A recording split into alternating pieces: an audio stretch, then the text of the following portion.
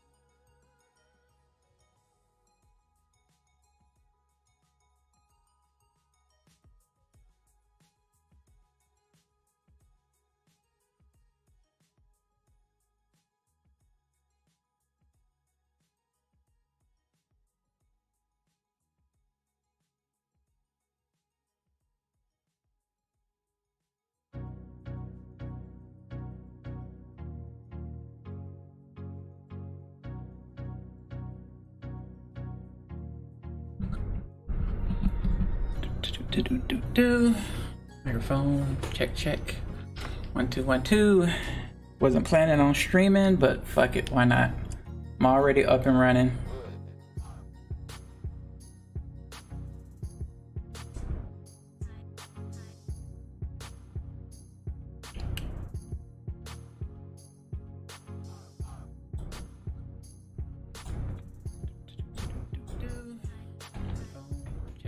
Oh, nope. Hit mute on that guy. I believe this is mute.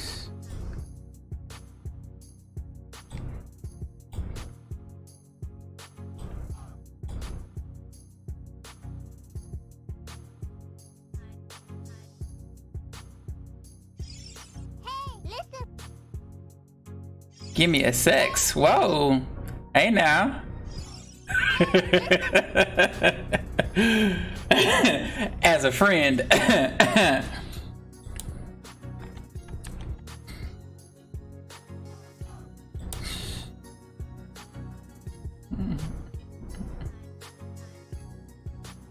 All right, got all that set.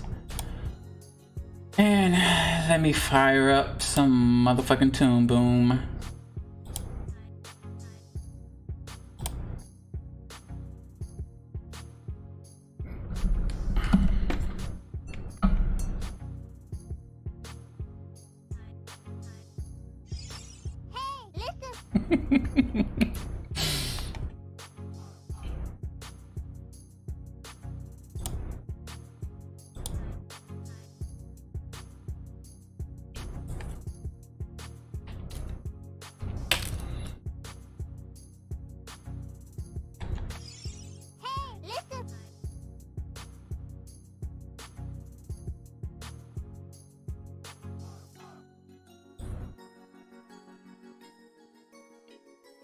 Okay, did you looks like you're still chatted from YouTube.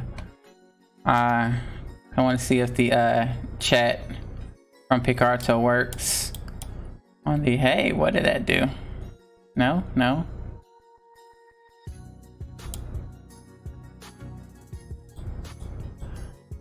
Okay.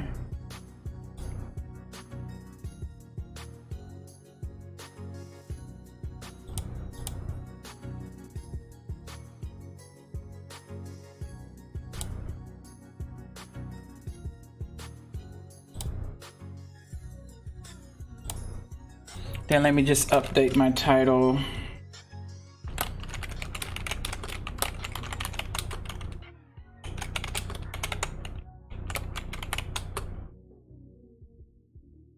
I don't know what episode I'm on. I'll change it later.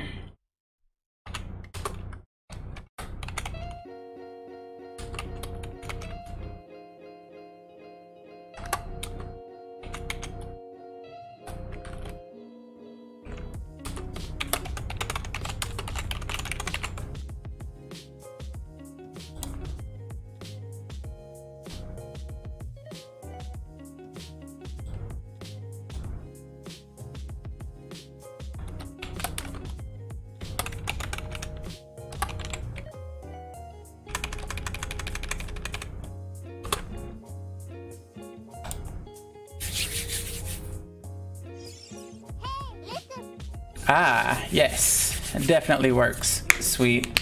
Because I've had it tested from Twitch and I've had it tested from YouTube. I was unsure with Picarto on if it worked, so I can actually turn my new chat notification off. Sweet. All right, let's fire this guy onto the mainstream. There we go. Everything's up and running. So yeah, was just gonna run my stream and see if the internet held up. So far, so good. Comcast has been coming back and forth to my house for about 2 weeks now, trying to get this stuff fixed. So let's see if I can, what did I, oh, duh.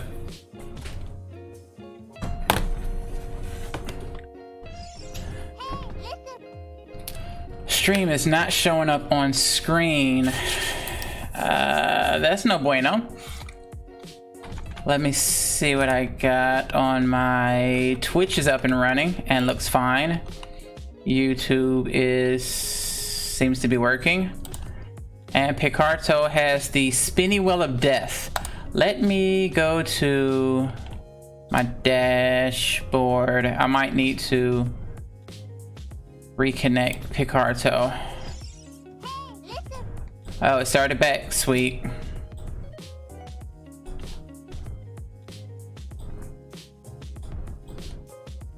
All right, cool. Such a no, let me double check. It says on. Everything seems to be on.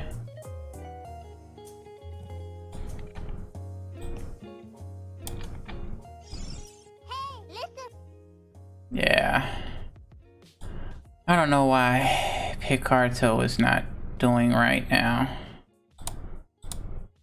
Hopefully that's not... Yeah, I'm getting nothing but spinny wheel of death when I try to bring it up in another tab. Let me refresh the page one time just to see. Okay.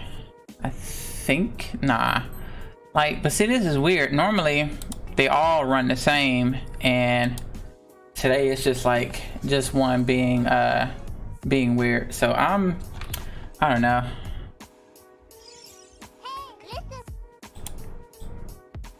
Yeah, it's just like a local Picarto thing. Thanks for helping me troubleshoot, Kitty. So I'm just gonna see if I can... Where's my layers?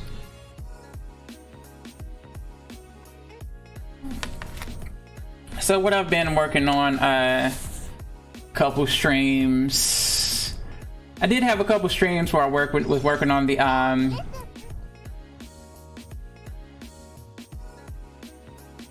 oh wow, that sucks. Is it like a laggy issue, like people can't see your stream, or is it like a connection issue, like you can't connect to the site?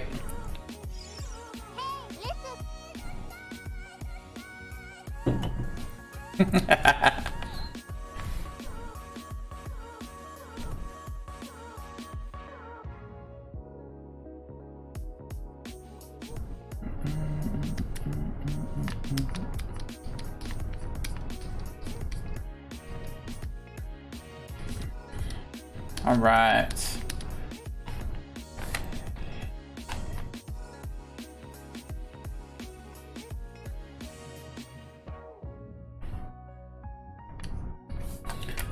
And I did it! Yay! I started drawing with the right ink this time.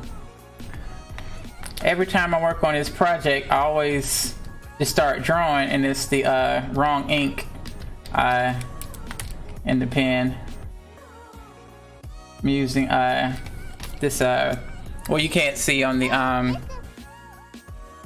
it freezes my whole rig.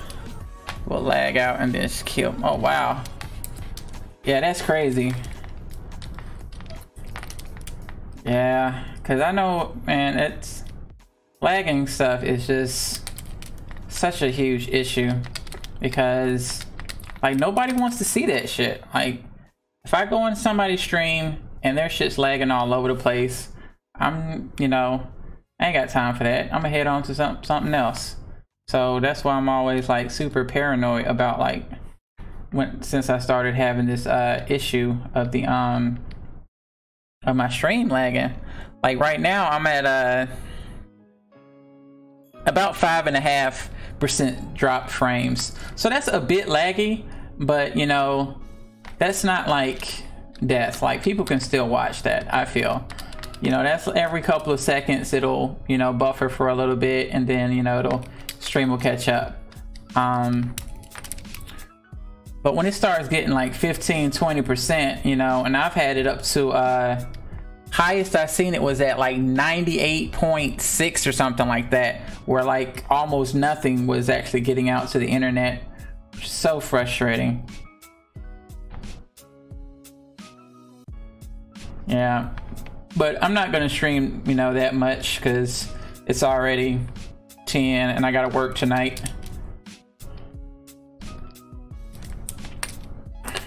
This is my last week on this crazy ass schedule they got me.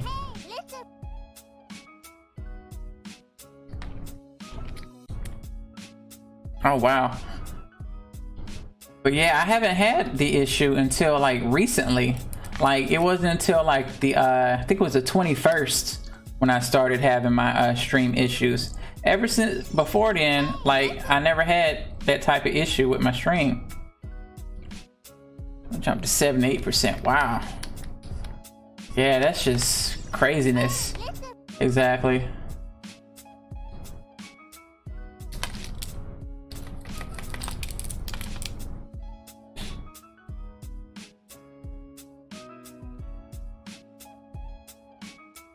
But since you stream directly to Picarto, can you maybe like try a different server? Cause I know I've had some different server issues when I first started streaming. You know, picking the right server that was most stable. When I go to the servers that they have for restream, and what really flips me out is that the most stable server that I've been able to stream to is all the way out in freaking San Jose, California. Like, but they have like a server in like Miami, but it's always garbage. Like I can't connect to it at all. And then so I connect all the way over to the other coast just to go out to the internet. Like I shouldn't have to you know, go that far to connect to a server. Usually in most cases, the server that's closest to you physically is usually the one you want to go with, but that one in Miami is freaking garbage. And every time I tried to use it for streaming, I didn't have good results. That's when I started using the one from San Jose, and then that was great. And then just this last couple of weeks, you know, I've been having that issue with my upload speed just going away.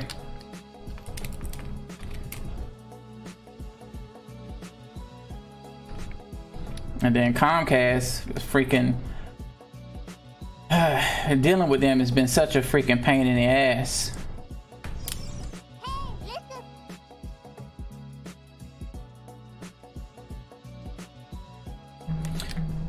Well,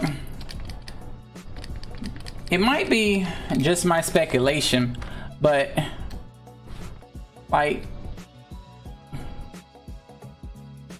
you know, games in general eat up. Well, no, that would be a local issue. No, that wouldn't cause that. The only thing I can think of is if them allowing gamers had more people streaming on the website, and then they didn't account for that as far as like their servers. So maybe their servers can't handle all the extra streamers. That's the only thing I can think of.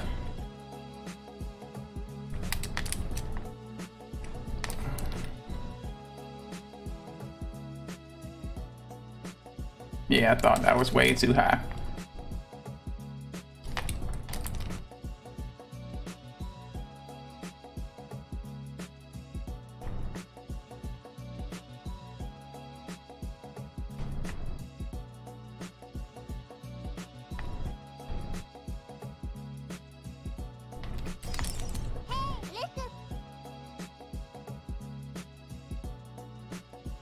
Yeah.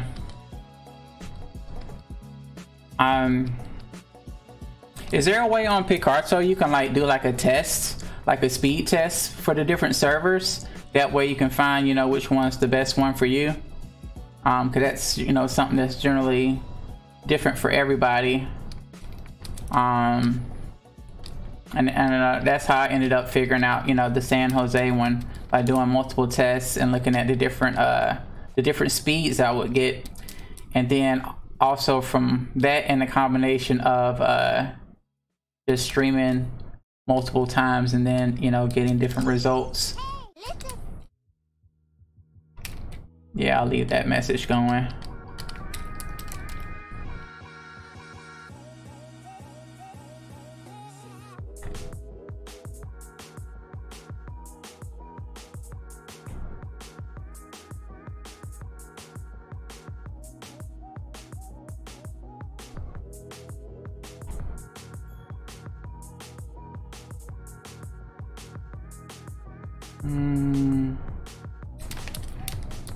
Let's bring those closer together.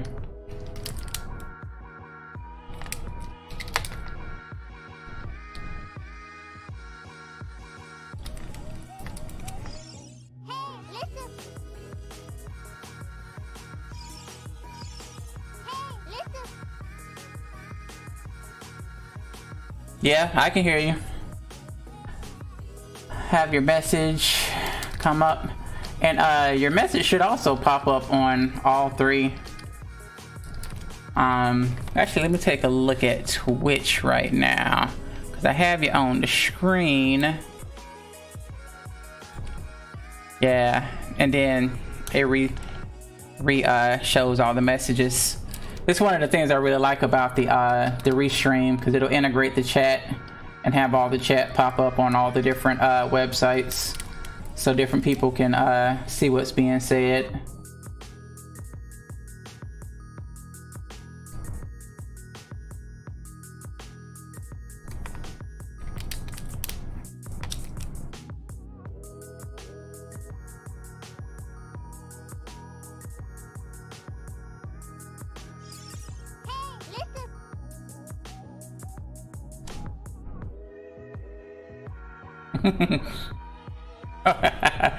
Wow.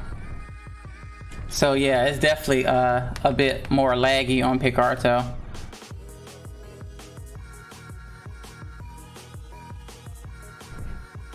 But that is also helpful. Very, very helpful.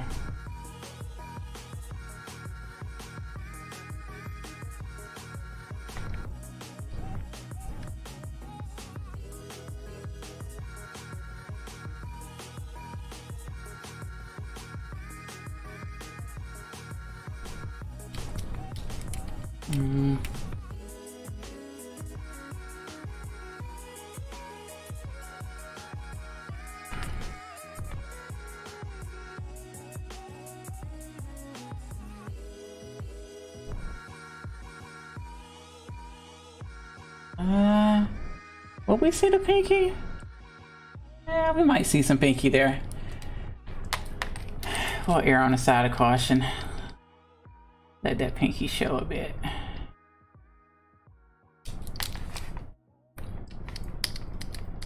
So yeah.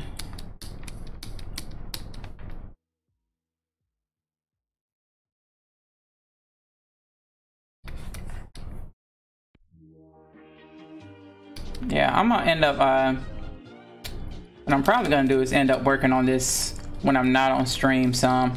I wanted to avoid doing that so that, you know, everything gets seen, at least from when I started streaming this project. But I don't know, with all the internet issues, it just kind of makes me not want to work on it, because I've come to associate this project with streaming. Like, if I'm doing this project, I'm streaming, and with the internet issues, yeah, that's right. The internet issues is making me kind of like have a bad taste in my mouth for this project, and I don't want that to happen. So I'm probably gonna one of these days just work on it just a little bit, at least off stream, so I can not have this project be solely associated with stream.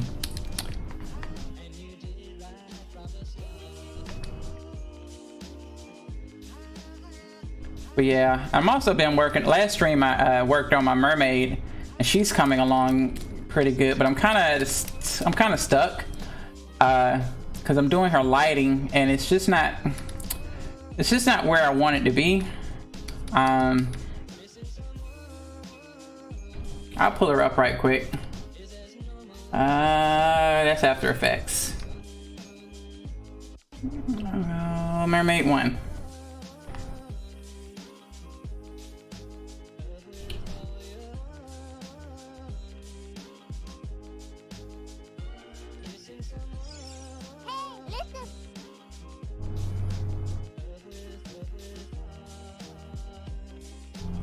Yeah, definitely got to get paid for stuff. So this is where she is now, and I'm just like trying to get that lighting to look quite right, because there's some areas of her lighting that I really like, and then there's some areas that I'm just not happy with, and it's just been like a struggle getting her lighting done.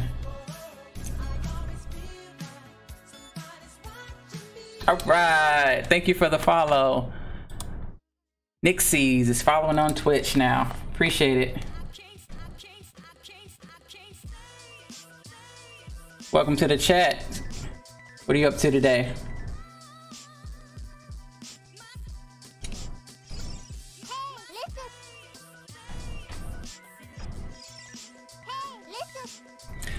Thank you very much. Thank you very much. Yeah, and Kitty, your messages from Picarto are still popping up. That website is on some hood shit right now.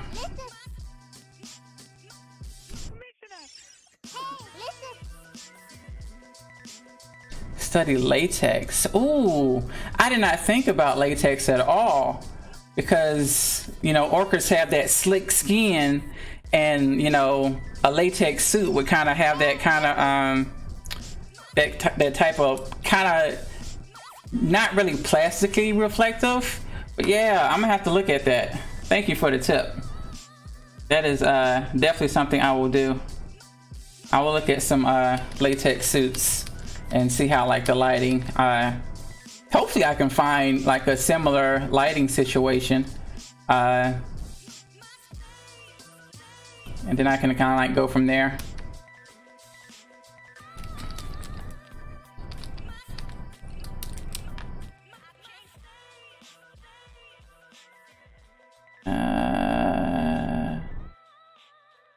There we go, something like that.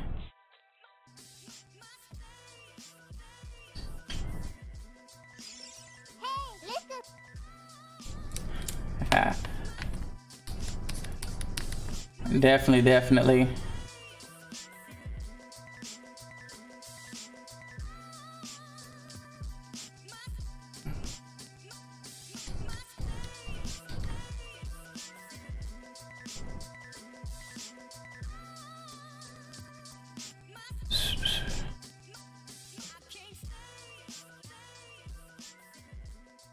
So Nick Slides, let me ask you this. How did you happen to come across my stream? Because I know Twitch recently changed up the categories, especially when it comes to art.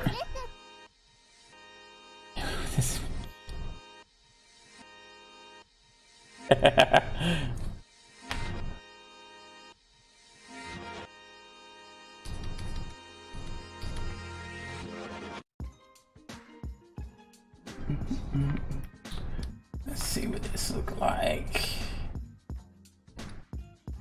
Okay, yeah, that's cleaning up nicely. This is my search for English and digital art. Okay, cool. Yeah, I really like that they put more breakdown instead of just having everything that was creative in one category for Twitch, because there are a lot of different, you know, ways to be creative, and a lot of people stream a lot of different creative things. So, but I was kind of worried that and a lot of people were worried that less people would find their stream, you know, just like randomly, because, you know, as much as we all appreciate our followers and our regular viewers, if the random person doesn't happen upon the stream, then you know your stream won't grow. And you know, right now I'm trying to shoot for that affiliate status on Twitch, and I would like for my Twitch following to grow as big as like my YouTube following, which is right now my largest group. and but it kind of varies on who's the most active. Sometimes Twitch is most active, and some days YouTube is more active as far as like being in the stream and chatting and all that good stuff. Because that's kind of how I judge my successfulness for each stream. Is like, you know, how many people are actually watching, how many people are, you know, participating in the chat, all that good stuff. I mean, followers are great. I do appreciate my followers. I love them. But, and I understand people can't, you know, just because they follow, they can't watch every single time, because there's people I follow and I watch regularly, but I don't always watch, you know, because, you know, things happen, you know, life. You got work, you got food, you got cats running around, you know, all types of things that can get in your way of you know, doing something you might necessarily want to do.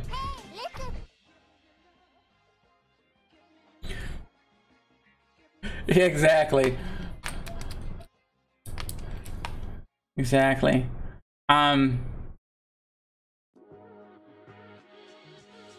I mean, but I also understand that things change, and sometimes your interests change, and your mood change. Like someday I might want to watch somebody do some digital art. Sometimes I might want to just watch somebody game, or, you know, I might just watch somebody doing something different. Like there's a couple of people that I follow. They're artists, but sometimes they also game. Zilka TV crashed a party with 9 random motherfuckers. Oh shit. Zilka, thank you for the raid. My man Zilka TV's in the house. You guys should definitely check out his channel. This guy is a UK animator. He's a pretty good animator. Does a lot of 2D animation. His art style is really, really nice. And he's also developing a game right now. It's his game. He came up with the concept. He came up with the idea. It's all 100% his, and he's getting backed by a software company out in the UK.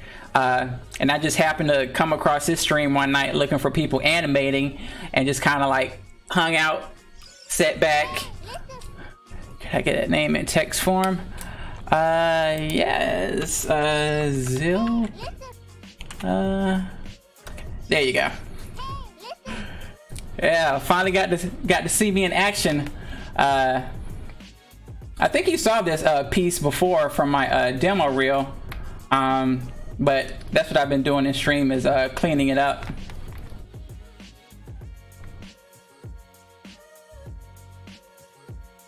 And I've starting with the main character, just the body, going back and forth, cleaning them up, and it's been coming along. I'm gonna go back and do the yeah, no problem.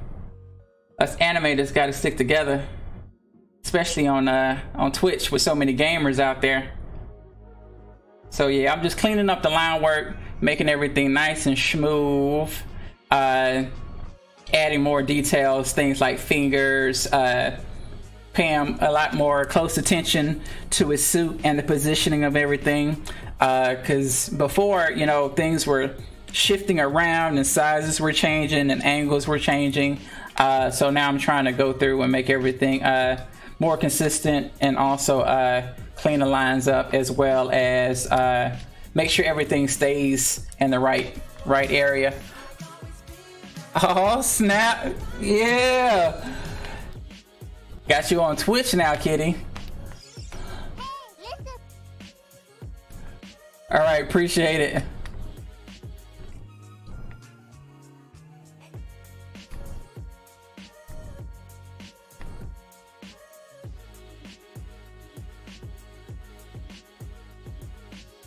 Yeah, we're gonna bring this guy over this way, something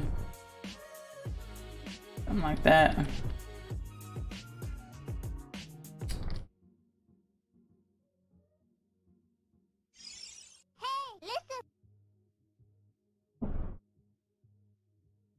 Yeah, it definitely comes with the territory when you animating in this type of this type of way, you know, going through and cleaning things up. But it definitely served its purpose, because when I did this for my demo reel, that was one of the biggest things that I was worried about. It was getting it finished. So I just started with just a simple walk cycle of the main character, and I did it in the sketch style.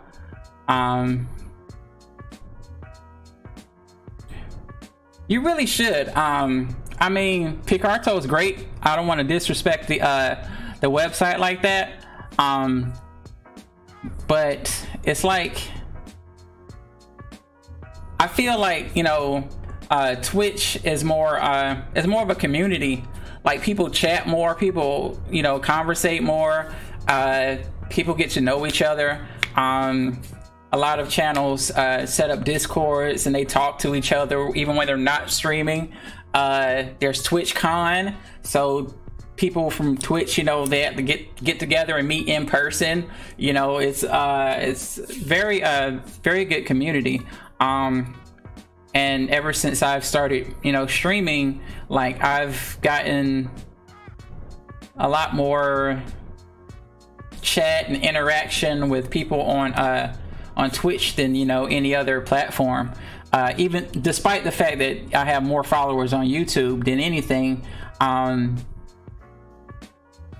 have a couple of people that I run into pretty often, you know, from YouTube, but like the ratio of people from YouTube, like followers versus people who regularly come in, is, you know, it's a big gap. You know, I only have like, you know, 1 or 2 people. Nice. And your messages from Picarto are still popping up, Kitty. That site is all types of funkiness. I think they're having server issues with that particular website. Hopefully they'll get it straightened out and then things will improve. Let's see. We got... I need to get some bow tie action.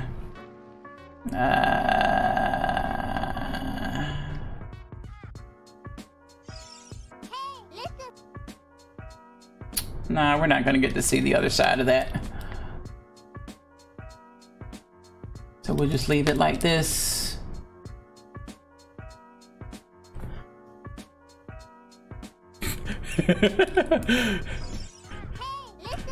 Going to get lunch. I'll be back soon. All right, take it easy.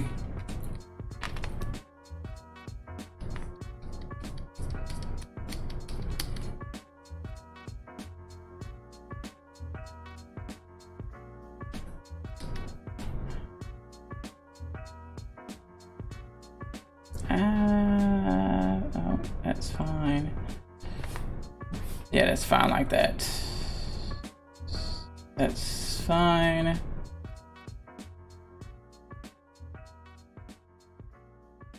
Head changes. Maybe, yeah, no. Yeah. Stream is still holding strong. I'm at 3.6% drop frames. So, good to go.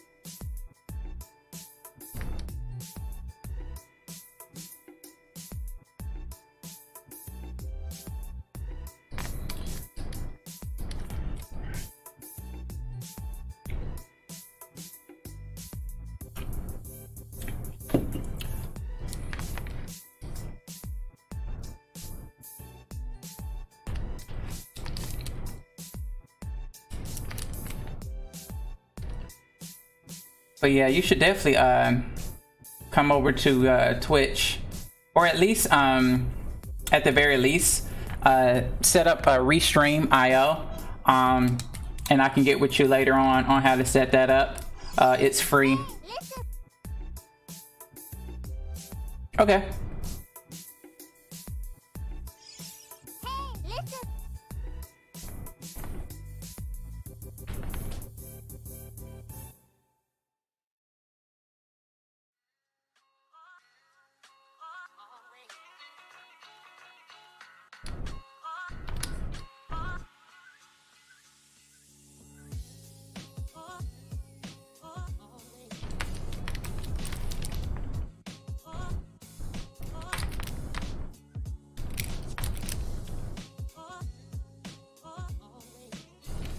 right.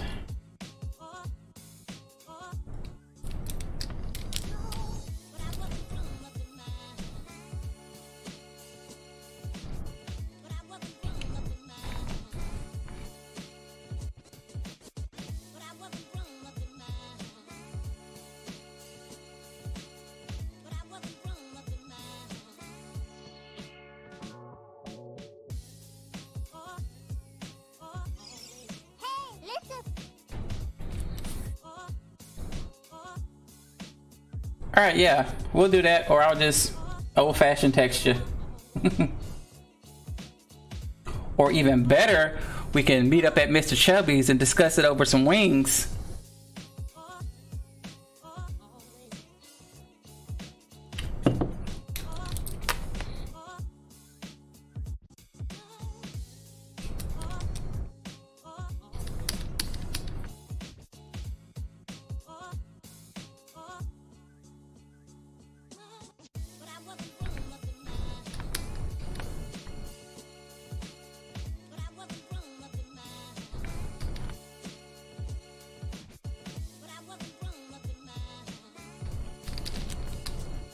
Yeah, I hate when my pen does that. Sometimes the eraser, because I've had this Wacom pen for quite a while. Sometimes the eraser gets stuck, so I'll flip it over to erase, but because it's stuck, it just acts like I'm drawing. But I've come to just accept it.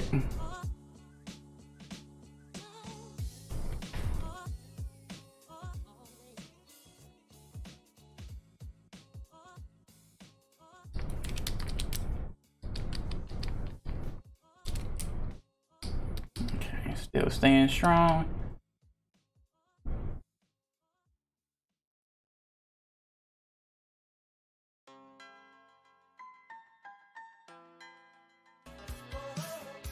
Cat Mario 777 is stalking on Twitch.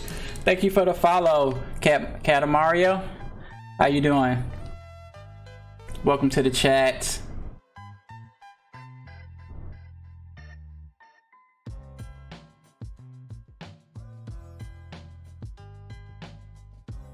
One, two, three, four fingers.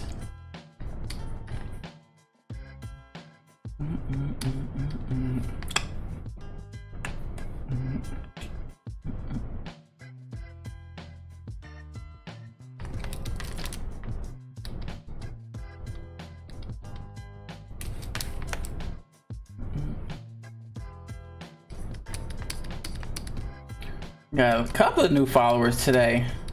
I'll tell you right now, I am gonna go full on nerd rage if my internet craps out on me. I'm expecting for it to happen, but that doesn't mean I'm gonna like it.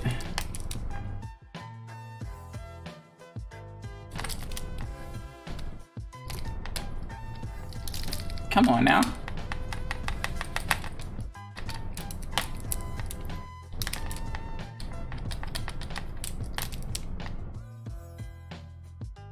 Ah.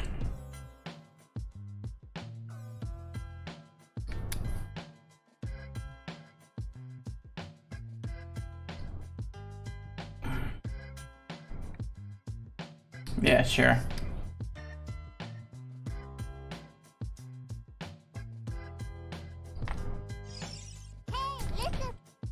Pick up some pointers myself on animation and these programs. Cool. Well, pointers is definitely something that I do. I need to remind myself that, you know, new people are watching because I've been working on this project for quite a while. When I first started streaming, I did a traditional animation, you know, pencil and paper, markers and stuff like that. So I was just doing that and kind of like, my very first video, let me stop that train of thought and hop on, switch tracks for a second. My very first stream, I did a video on the principles of animation and kind of just started from there, and then just did a whole video on that. It was me going over the different principles of animation. That video is on YouTube, by the way. And you know, between animating in 2D and 3D and using Toon Boom, using Photoshop, using Maya, using pencil and paper. My personal biggest advice is really focus on understanding those principles, and then worrying about programs later. Which is kind of why, like, when I'm doing like my tips and stuff like that, I try not to talk too much about this program specifics, because one, the software that I'm using right now is Toon Boom Harmony, and it's rather expensive program, and I know most people just aren't going to be able to use it. But that, you know, there's free software out there that you can use and, you know, do beautiful animation. Your animation doesn't necessarily have to be limited to the software, because once you get a good handle on like the principles of the animation, then you can just look up a tutorial on that specific program to figure out how you can take advantage of the program. Programs are there, they're definitely tools, and you should definitely take advantage to whatever features that they have, because those features will definitely help you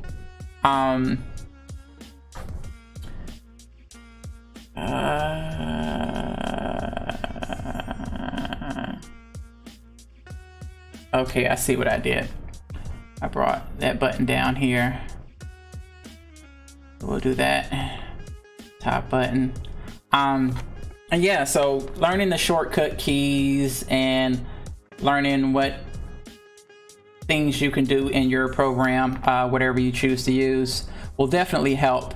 But it's those basics of animation that's really going to shine and come through, you know, with whatever program you choose to do. Sometime probably before I finish this, I'm gonna do some stop motion animation, and that's gonna be really fun because I have not done stop motion yet. So that's gonna be an experiment that I'm gonna do 100% live on stream. I'm not even gonna open the clay until it's on stream. I'm gonna buy the clay, then bring it home and set everything up and just try to figure out stop motion animation.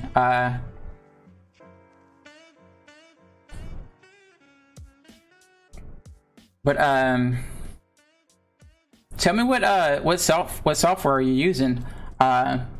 If it's something I'm familiar with, I might be able to give you some program specifics. You ever just do concept art in general or all animation?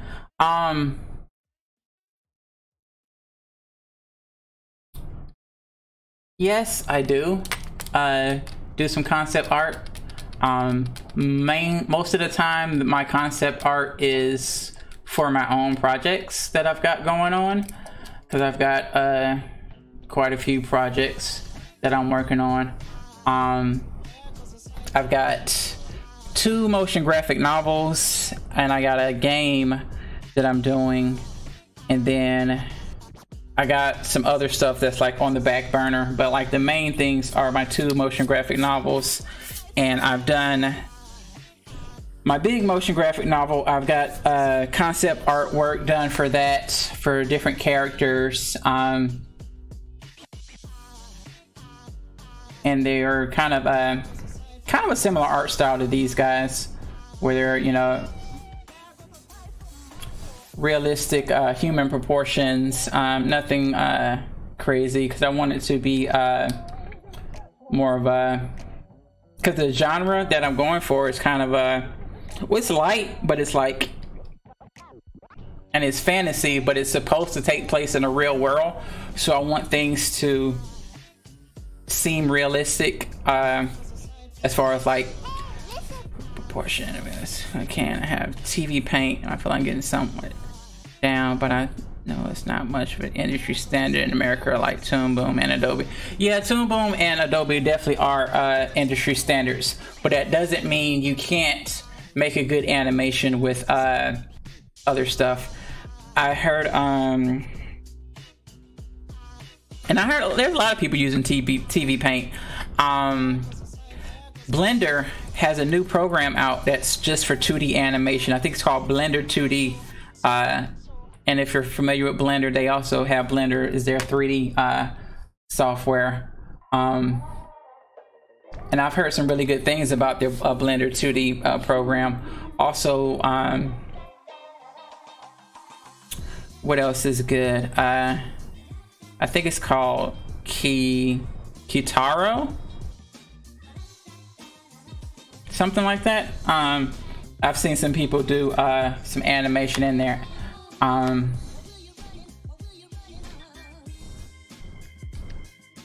You know, you got to definitely work with your budget. You know, if you can afford a nice program, get a nice program, but I don't want you to feel like you have to have a nice program to animate, because that is not the case, because you can do pencil and paper if you got to. There's always, you know, various programs that you can use, and sometimes there are some cases where you can have this expensive software and it doesn't have the function that you want. For instance, I'm using Toon Boom Harmony right now, and when I did my pencil and paper animation, I had planned on capturing it with Toon Boom. Come to find out that this version of Toon Boom Harmony, yeah, Blender 2D, this version of Toon Boom Harmony doesn't have a way for you to connect to a camera and capture like hand-drawn, you know, paper animation. So I downloaded a free program called Monkey Jam, and I use Monkey Jam to capture all my images that I drew. And then I use and while I did like the compositing that it did in Monkey Jam, which was a free software, I took everything I captured and put it into After Effects, because, you know, After Effects is a compositing program. That's the purpose of After Effects. You can do a lot of things in After Effects. You can animate, you can do special effects and stuff like that, but After Effects is a compositing program. That's what it was designed for. So it has a really nice stuff for compositing. So that's what I did. I ended up taking my captures that I did from Monkey Jam, which was a free program, and took it into After Effects to composite. After that process, I realized that if I had known the way that Monkey Jam would have composited everything, what I would have done was use less layers for my animation, because I had a background layer, and then I had a layer above the background that was for the background to animate the background, and then I had I think it was a total of like 6 layers, because then I had like credits, I had an eyeball that was bouncing, you know, like a bouncing ball, the eyeball, and then following a suggestion that someone, excuse me, one of the people that I follow on Twitch was like, oh, you're gonna animate the, you know, the tendon that comes out of the eyeball. And I was like, I hadn't planned on it. I thought about it, but then I decided against it. But then since she suggested, I was like, you know, it probably is a good idea if I thought of it and then someone else thought of it, so it's usually a good idea. So I went back and added a tendon, and I put that on a separate layer so I could animate it separately than the eyeball, because I had it break off halfway through the animation and do its own thing. And then so I ended up with like 5 or 6 layers, and all those different layers didn't quite blend well in the Monkey Jam free program. Now, the next time I animate on paper, I'm probably going to limit myself to 2 layers, and I think it'll look just fine. And I'll just have to be very careful when I draw, because when you're animating on paper, I like to have every object that's going to move on its own layer, because I find that when you animate 2 different things, like 2 characters or character and an object, or any 2 things that you're animating, and if you're doing it on paper and you have them on the same layer, well, even digitally I do the same thing. If you don't like the way one thing moves, you know, it's a lot easier to control it if it's on a separate layer.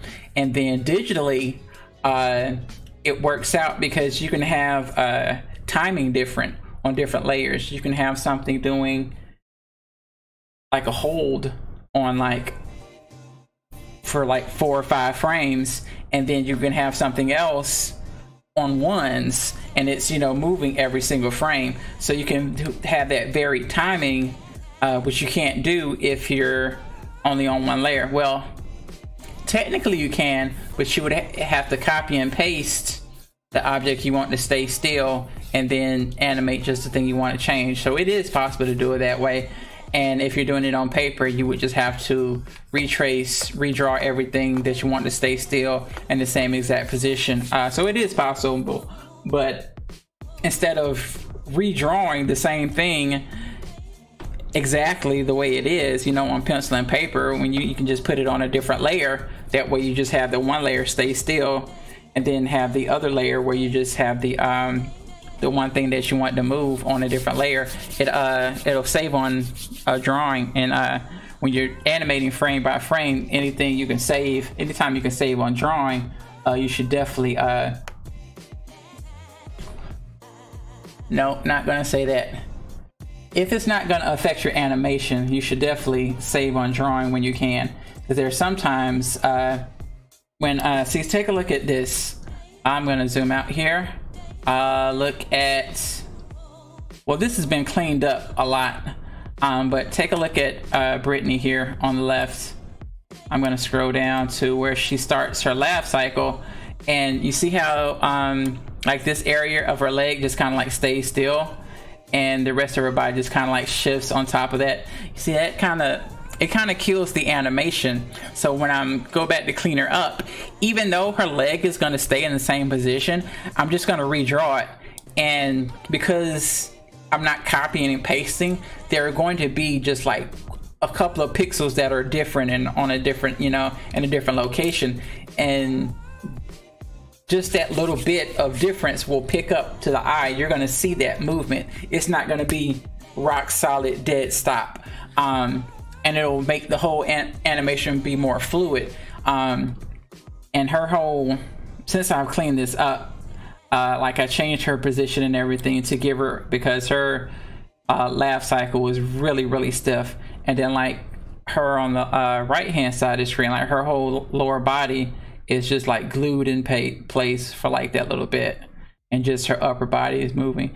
And so again, I'm going to go through, and I'm not going to change the position, but I am going to just redraw everything, you know, frame by frame, just redraw it so that way it's a slightly different, so it'll give, you know, that little bit of movement, not just perfect still like she's a statue or something.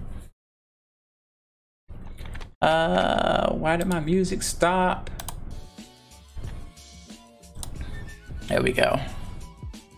And stream is still holding up. Quite impressed for now.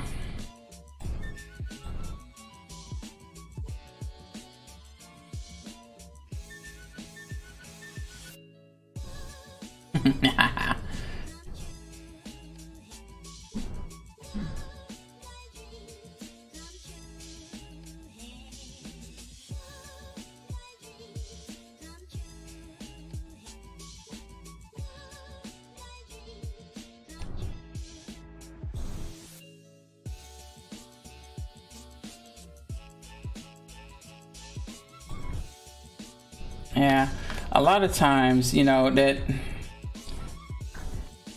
you really want to avoid dead animation. It's just, especially when there's not any kind of anything else going on. There's no audio or anything else, you know, like this particular, you know, piece. There's not sound or anything. So when you have your animation just come to a dead stop, you know, it's just weird, because the entirety of the project is watching the visual aspect. So you definitely don't want, you want to avoid having any dead areas in your animation. and you really rack up on dead areas in animation when you start getting lazy and using copy and paste.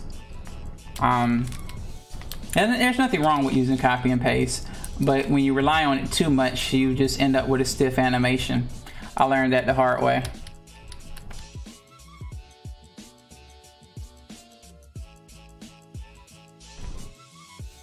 Yes, it makes things go faster, but you definitely end up with some stiff animation. Now, there's definitely nothing wrong with copy pasting and then changing it. Like, do like a copy and paste and then, you know, change the angle of it. So that way you don't have to redraw it, but it doesn't stay in the same spot. There's definitely nothing wrong with that. And it looks, usually it looks fine when you do that.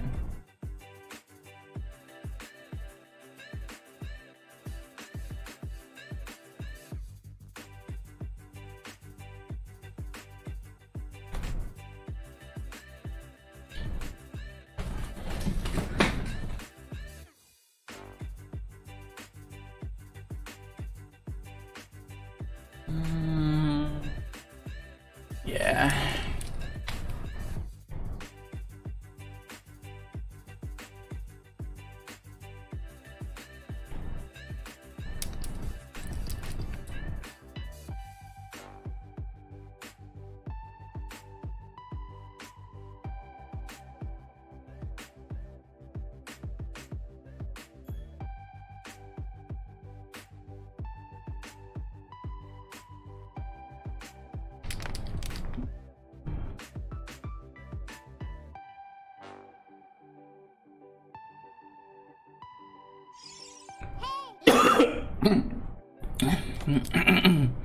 Good for sketching and planning, but as you said, it looks stiff when being done. Yeah, definitely.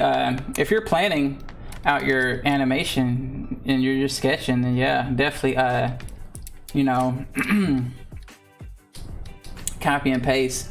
I typically don't do full bodies when I am planning out.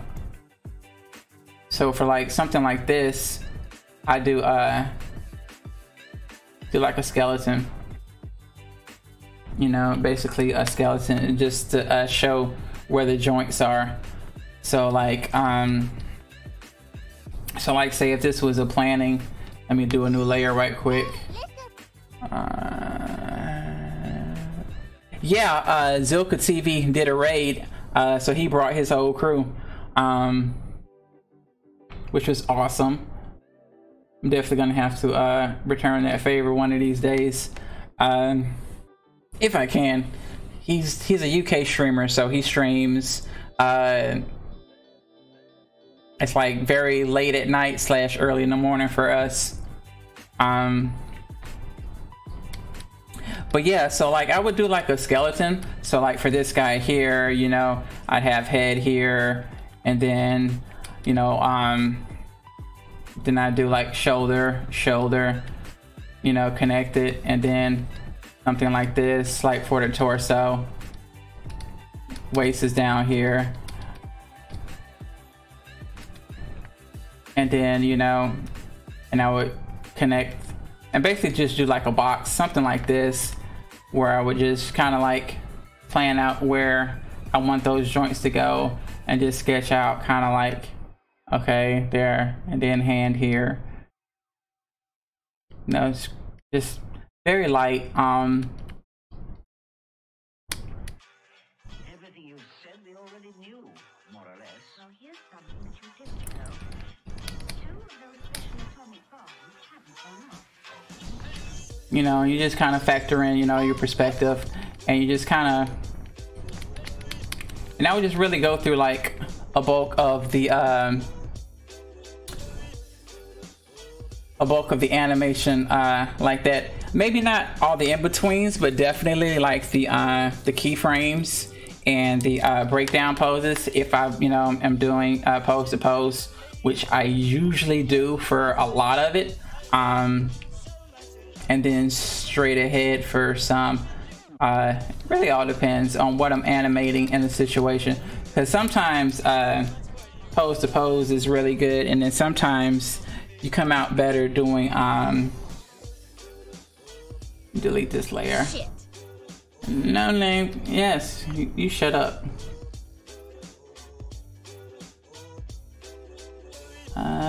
Delete. Yeah, that's what I want to do, just to get rid of you.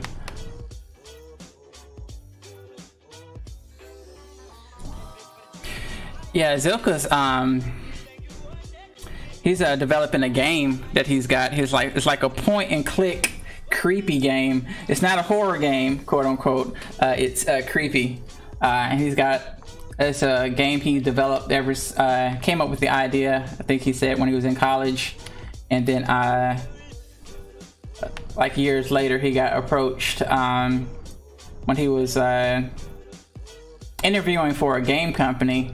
Like he ended up, like the idea of the game ended up coming up, and that's what he's working on now. He's they've got a demo out and everything, and he's working on the new demo that's bigger and better. Obviously, first demo was pretty limited, and now he's working on the new demo.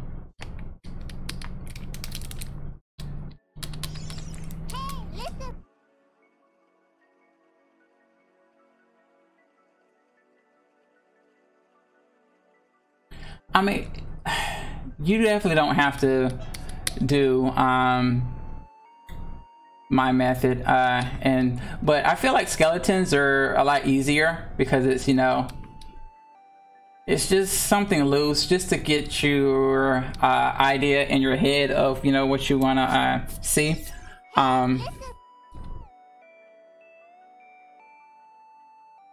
Yes, it does, because you have a lot less to go. Because like I showed you from that skeleton, I would then do like something a little bit meatier and, you know, a little more in line with the proportions of the character, and then I would go back again and then do more like that, and it's just kind of like passes, and each pass, you know, I add more and more detail. But you know, I usually go through most, if not all, the animation in that kind of like limited style. No, yeah, that's right. Okay, that's humped up a little too much. Yeah, I like that.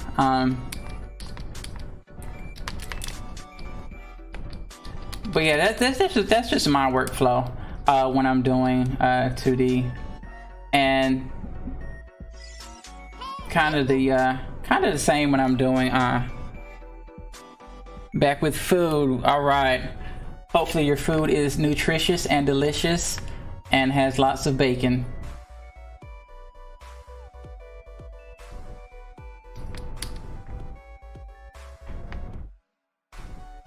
Let's see this guy. So yeah, this should be the top button, and then I should have another button here. Yeah, that's right. But yeah, but like little stuff like that is what I was talking about, like how, you know, when I'm going through and just adding the layers and keep going through and adding more and more details, that's how you get the, you know, a nice detailed final result. But obviously you don't want to go too detailed, because this is, you know, frame by frame animation, and the more details you have, you know, the harder time you're going to have animating, which is why, you know, all the classic characters are fairly simple, you know, in shape and stuff like that, because it just makes for you know, an easier time animating.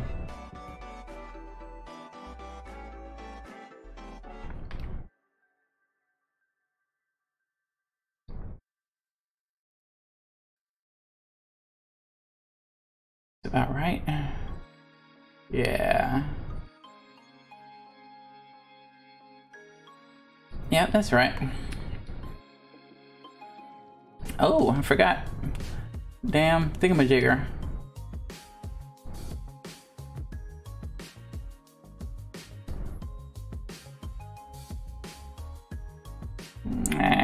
Nah.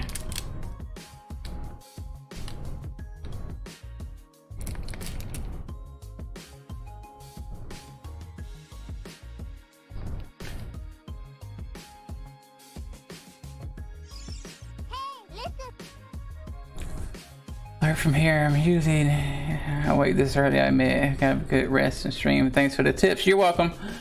I'm glad you got something out of the tips, because that is definitely what I'm here for.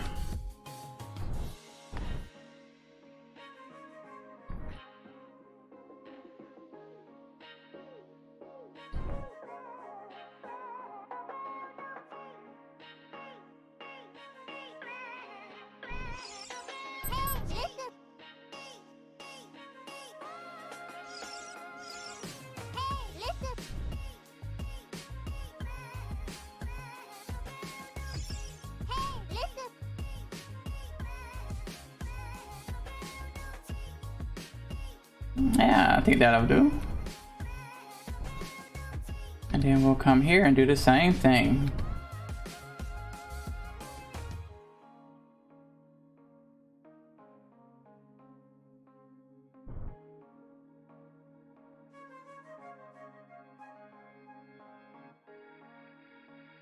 Let's see how that looks. Much better.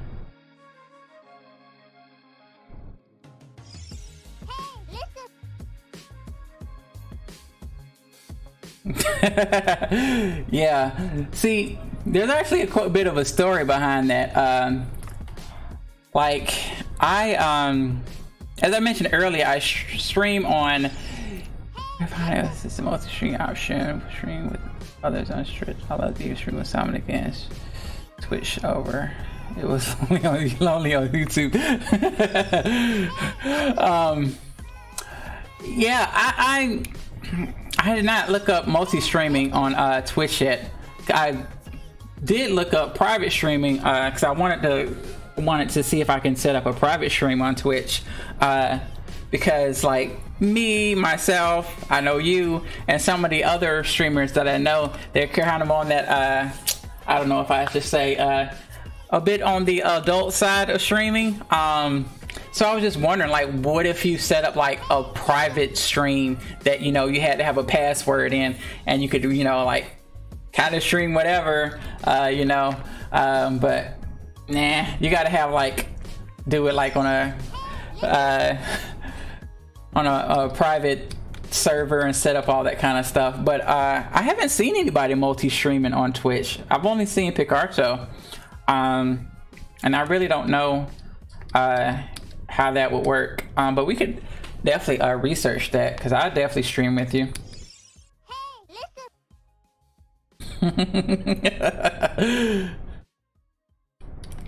Kitty says hello.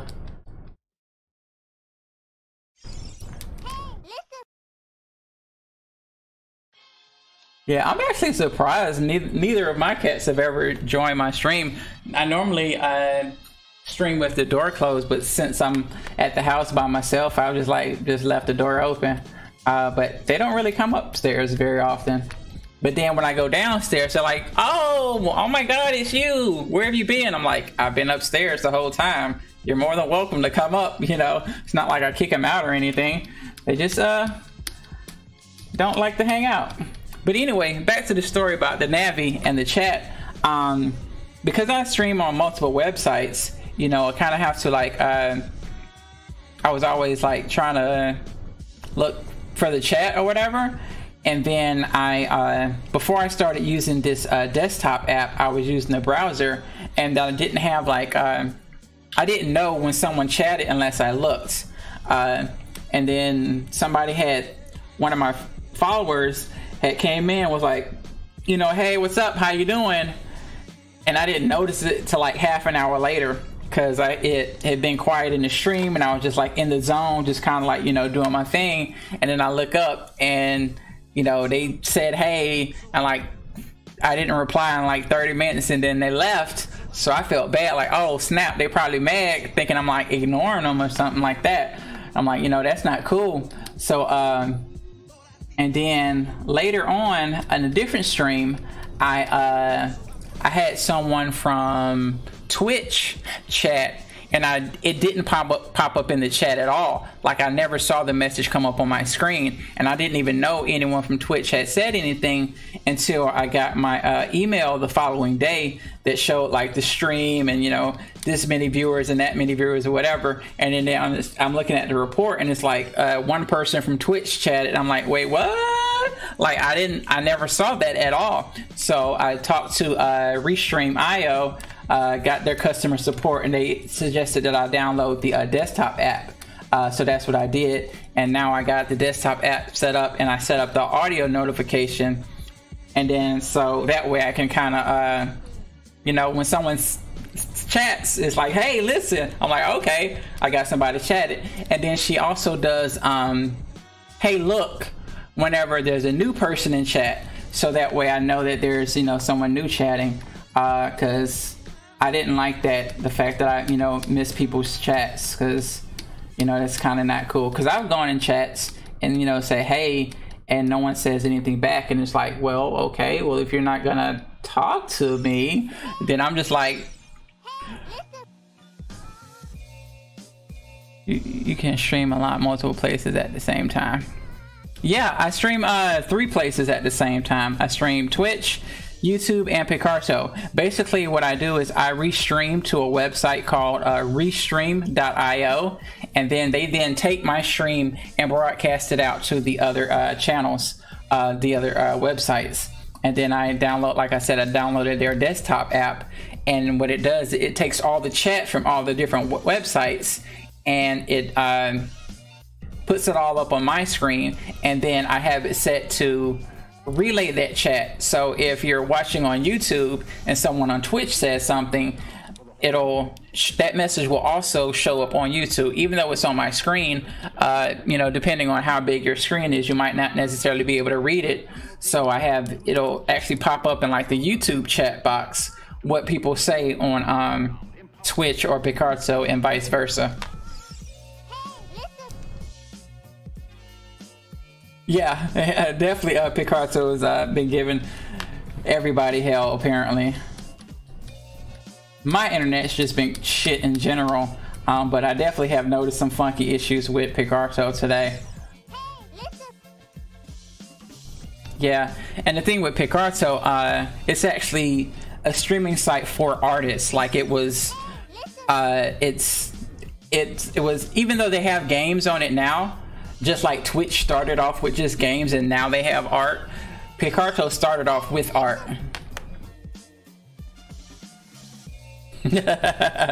Yeah.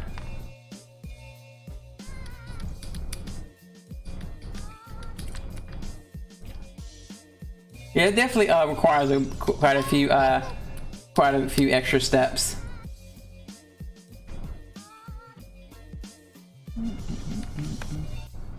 Yeah, but the good thing about Picarto is a lot more lenient with the not safe for work stuff. Because a lot of, you know, people doing illustrations and stuff like that, kind of, you know, sometimes there's nudity in art. Let's just be real.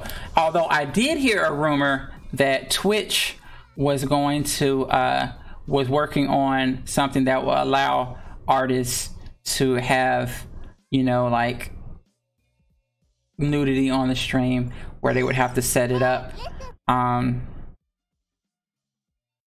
If you want to do not, so I can show on my Discord instead. Yeah, that's definitely another good idea, but you can't like stream through Discord.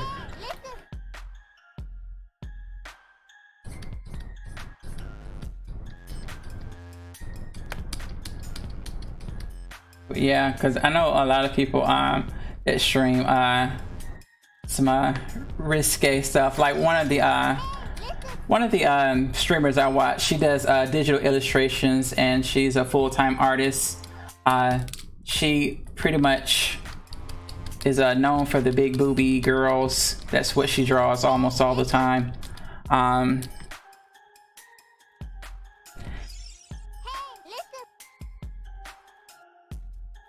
mean, yeah, I mean, like, granted, I'm not saying let's do full-on porn on stream, because, you know, it's not that kind of website.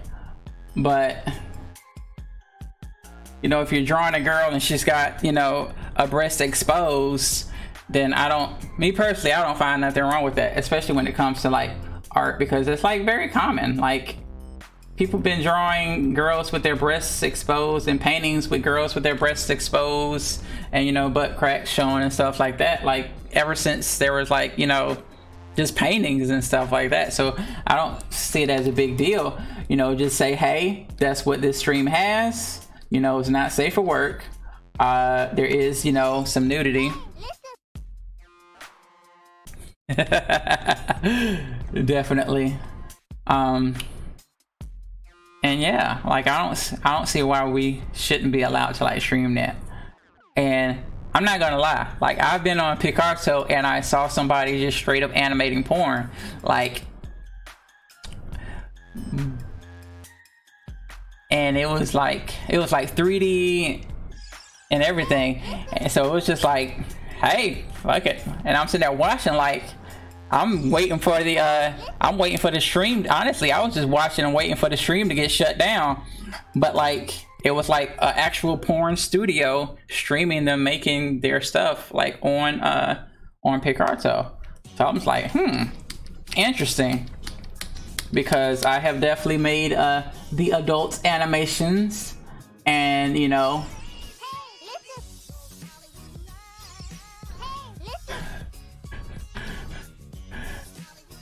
yeah, like I've made adult animation, and some of it's for sale, you know, on adult websites, and I think it would be cool to just stream myself doing that.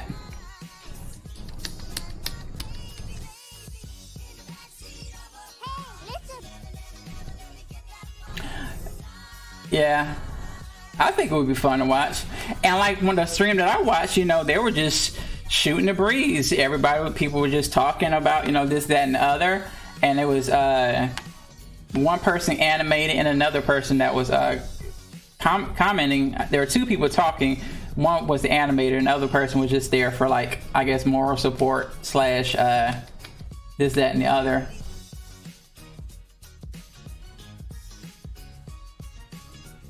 But it was definitely interesting to watch. And like I was saying, like, I don't think that, you know, we should have just straight on porn on Twitch, but, you know, showing nudity, as long as there's not, like, you know, like full on, you know, penetration, somebody getting, you know, getting the Pearl River plunger or something crazy like that, you know. Opens Picarto. Yeah, there's definitely a lot of yeah, Picarto is mostly not safe for work. It's just not safe for work.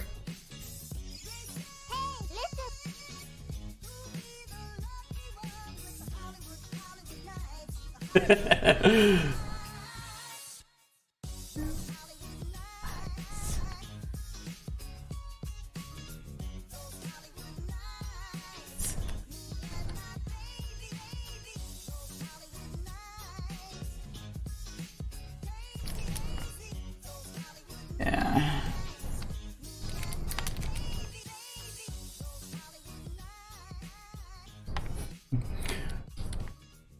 Yeah, but I would really like I should be streaming my stuff on there too. I mean, my stuff is fine. Yeah, your stuff's definitely fine for working. Your animations are great. I don't see why you wouldn't be able to. But like I said, the only thing with Picarto is, like, I don't think Picarto is as popular as Twitch is, but, you know, you're streaming your game development and you need all the support you can get, so, you know, there's no reason to limit yourself to just Twitch if you have to. Even if you have, you know, just 3 or 4 people watching you on Picarto, that's still 3 or 4 people that might not have found you on Twitch, you know. And then that's the other thing, like, most of the Twitch, not Twitch, but most of the Picarto streamers are, you know, 2D digital people. So as an animator, you know, you would definitely stand out. There are some animators on Picarto, and I follow a couple of them.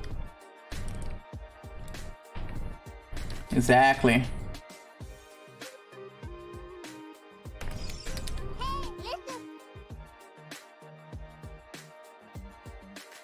See, that site has been where I can multi-stream and all my hesitation on switching to Twitch for me. Yeah, the multi-streaming is definitely fun. Like, that is really, really cool. To the 2 different websites, no, it's not hard at all. It's really no different. You just got to set up you just set up Restream.io and then just go for it. And then the only difference is, instead of streaming directly to Twitch or streaming directly to Picarto, you stream to Restream.io, and then they take your stream and put it on the other websites. And then you get the chat app or whatever, either the browser version. I would recommend the desktop app if you're using Windows, because that's what I've been using now, and I like the desktop app a lot better than the browser version of the integrated chat. Yeah, no problem.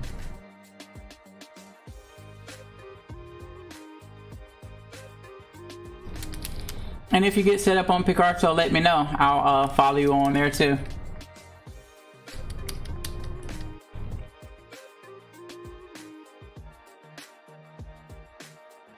But yeah, but Twitch definitely has a lot better, a lot more features. Things like when you become an affiliate. Wait a minute, how to sign up. Yeah, if you're on Picarto, definitely check me out on Picarto, and also check out Black Cat 1992. She's on there as well. Yeah, shit is always fun when it works. When shit not working, that's when... Oh, I love this jam.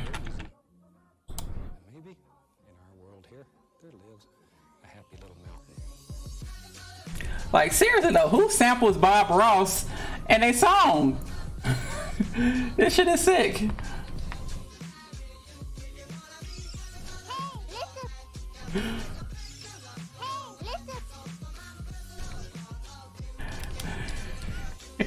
Yeah, no problem.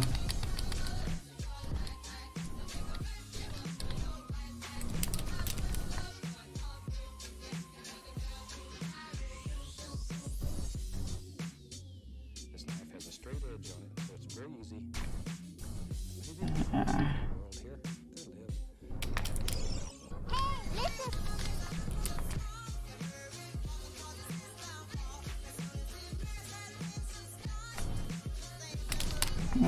Nah.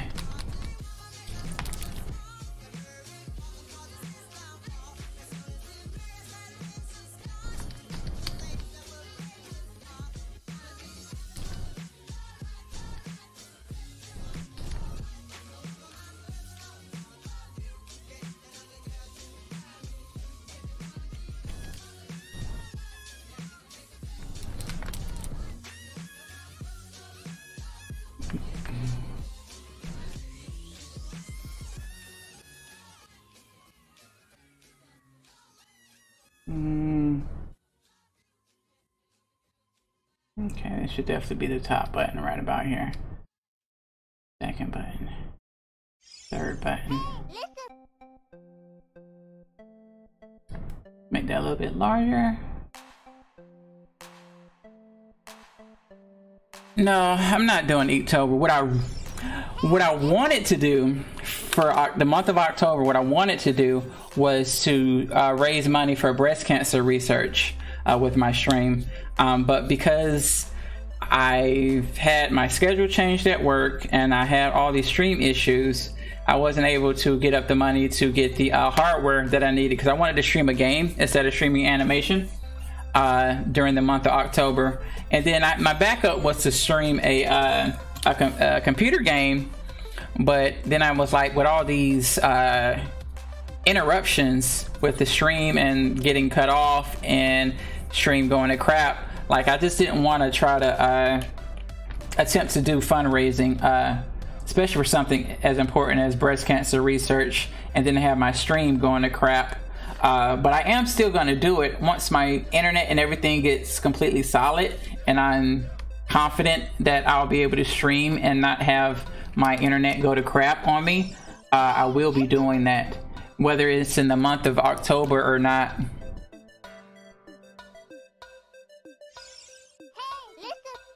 Yeah, I'm using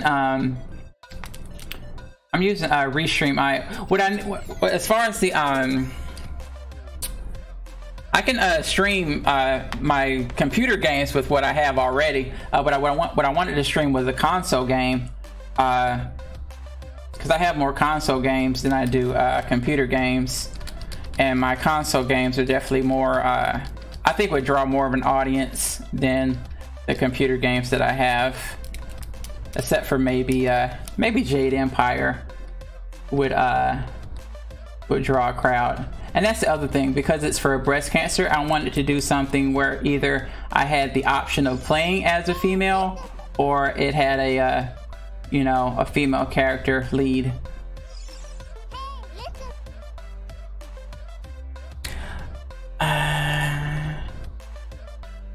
El Gato. I have one picked out on Amazon. That's what my little ticker up top here on the top screen is for. It's about $100. The reason why I picked this one out is because it has inputs for HDMI, composite, and component video, so I can stream everything from my Super Nintendo all the way up to my Wii U. Like, all my consoles would be able to hook up to it, because a lot of people stream like PS4 and all the newer consoles. It's pretty, but not very many people stream old consoles. They might stream an old game, but they're doing it via emulator. So I think it would kind of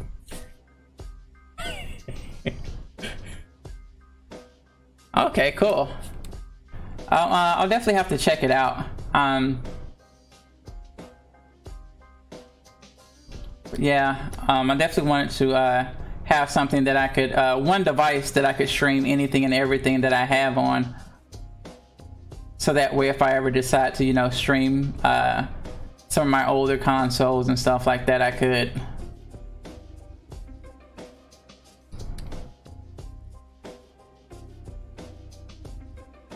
But yeah, but as soon as my internet situation has been stabilized, I'm gonna do some fundraising streaming for breast cancer research, because I found this really cool foundation. They actually don't keep a lot of the money. They keep like 5%, I think. I mean, because most charities keep some of the money for administrative and stuff like that, but some keep more than others. So I like to make sure that I choose a foundation whenever I'm donating any type of money, that most of the money is actually going to go for the cause, because there's some out there, they say, hey, we're raising money for this thing, but if you look at the company and like do your little digging, like they might keep up to like 20%. I've seen companies keep like 20%, where if you give $1, only 80% of that, only 80 cents of that goes to the cause, and that's quite a bit much in my opinion. So I like to donate to charities that, where it's up in the 90s, like either 90 or 95%, where most of the money actually goes to what they're raising money for, and they're not spending money on, quote unquote advertising costs. Because let's face it, in this day and age of Facebook and Twitter and Instagram and all that shit is free. Like, you don't have to pay for that stuff. So there's no reason why they're spending that much money on advertising. There's plenty of ways to advertise for free. You shouldn't have to spend that much money on advertising to where you got to take, all that money that people are donating And then some people, you know what, fuck it, I'm gonna call their ass out. Wounded Warrior Project. They take like, they're supposed to be helping veterans. You know, I'm a veteran, so you know, helping veterans is something that's near and dear to me. But they keep like only like 80% of that money goes to the veterans. And then like a couple years ago, they had like a freaking big ass party that was like all extravagant, and it was like, you know, thousands, like $50,000, $60,000, $70,000 party, you know, that they had with the money that they got for fundraising. Like, that money is not going to the veterans. That money is going to them for their freaking party.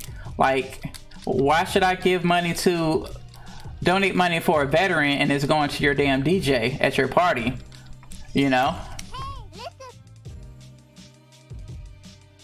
Exactly.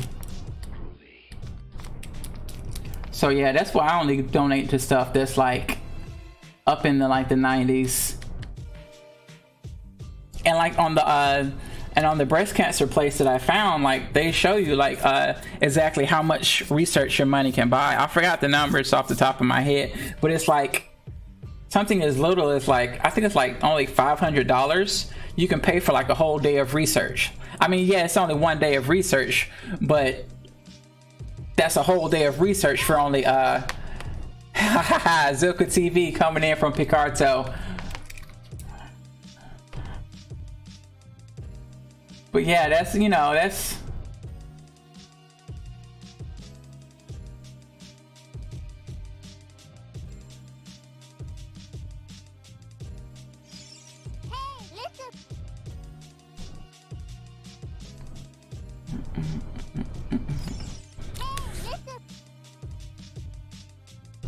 nice. Hopefully sometime soon we'll be both on at the same time.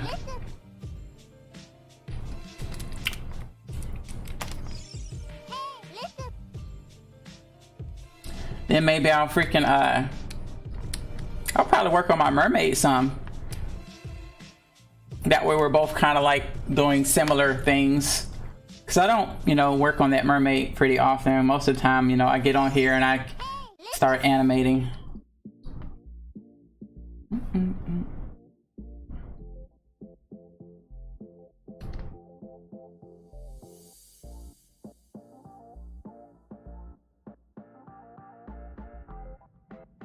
Let's move this guy down here.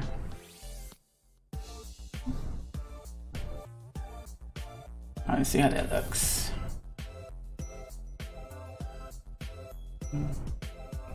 Forward. Okay.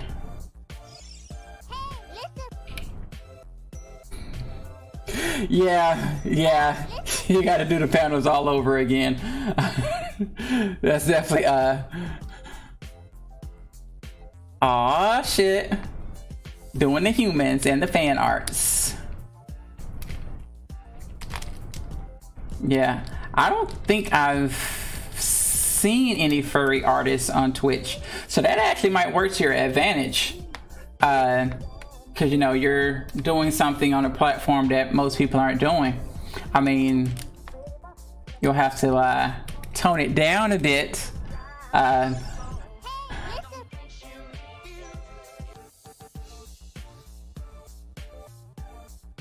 Oh man, that sucks, Nix.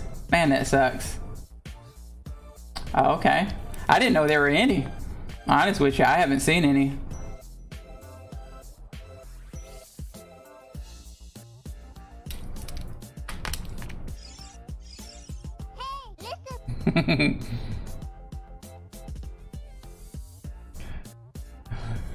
Like a yeah.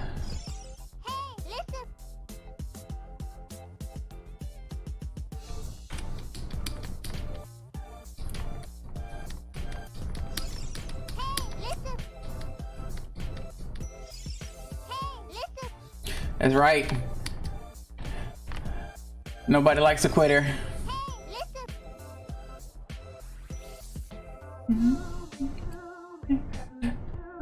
There we go.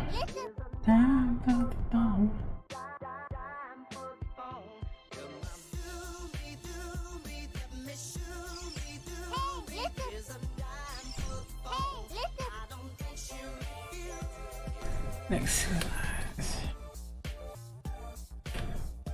That's my whole Twitch thing. Nice. So what kind of stuff do you so what do you stream, Nixie Lies? 4 months and I should be able to stream again. Pretty much. You stream games, you stream art.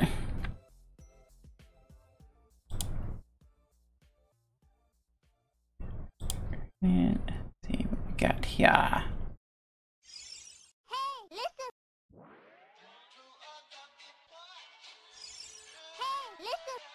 RPG games, indie games, and art. Cool. Well, you have one more follower, and that would be me.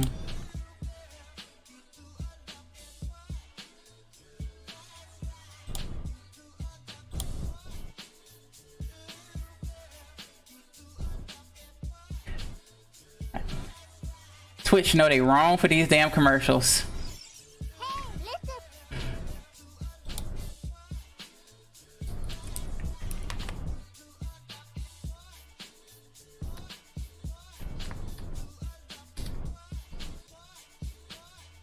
Okay, what are you doing? There we go.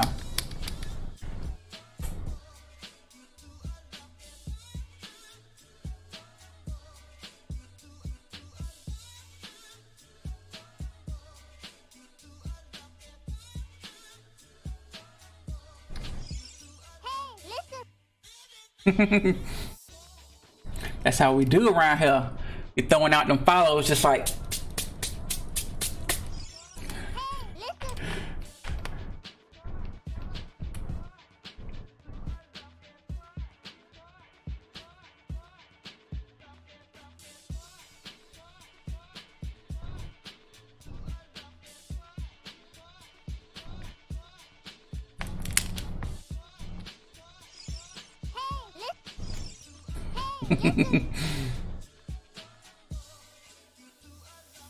Dimensions 13 designs, but I literally just signed up, haven't done a thing yet. It's all right.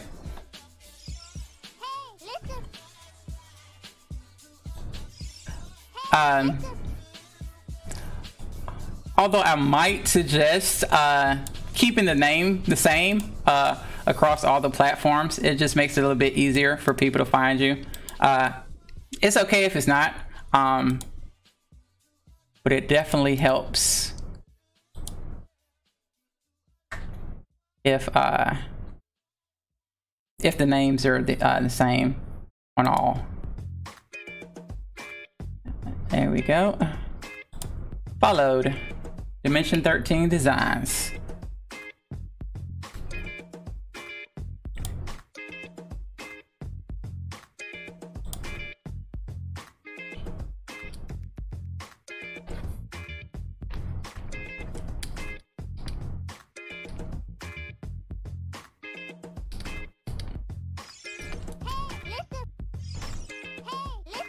Oh, okay. That's great.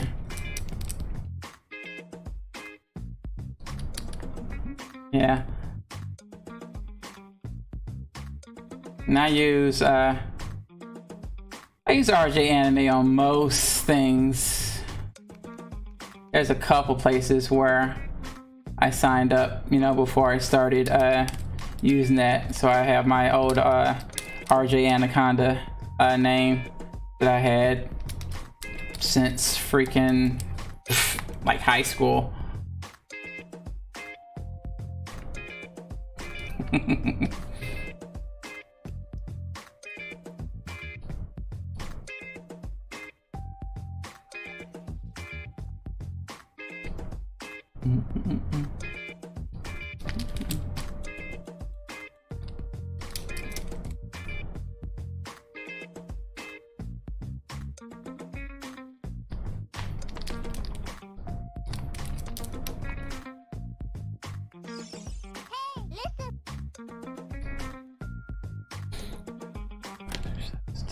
I'm 20, living with my mother as an in-home health aide. 22, moves to Hawaii at this point. Yeah, you definitely gotta keep things up to date. I don't even think I have a bio set up on Twitch. I probably should. So I thought one of those days I was like, hey, I need to make it an about me page, or, you know, an about me panel or something. And I thought I did it. Maybe I was dreaming I was gonna do it and then didn't do it.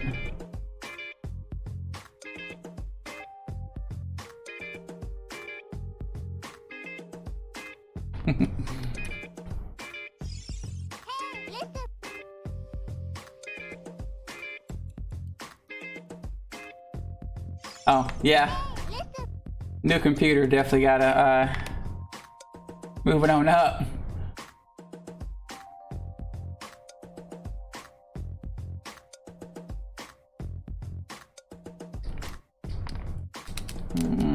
I didn't bring that over. That is definitely true.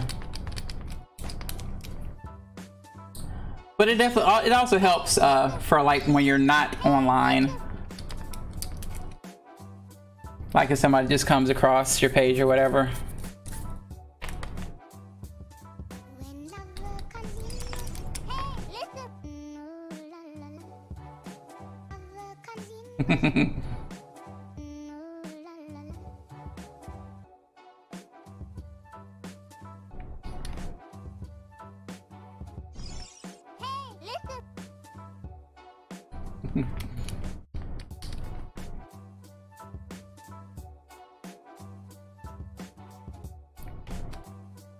Yeah.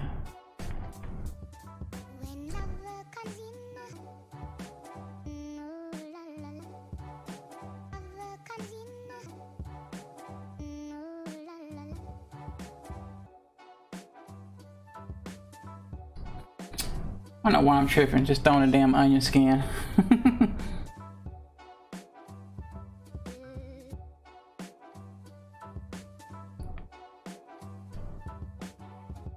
This is what I was talking about, like when I say take advantage of the program features. Like I'm sitting here flipping back and forth and completely forgot I got damn onion skin. Just like it doesn't take but a second just throwing onion skin. But it gets kind of busy, so I don't like to. I like to just turn it on when I need to see it and then just turn it off immediately.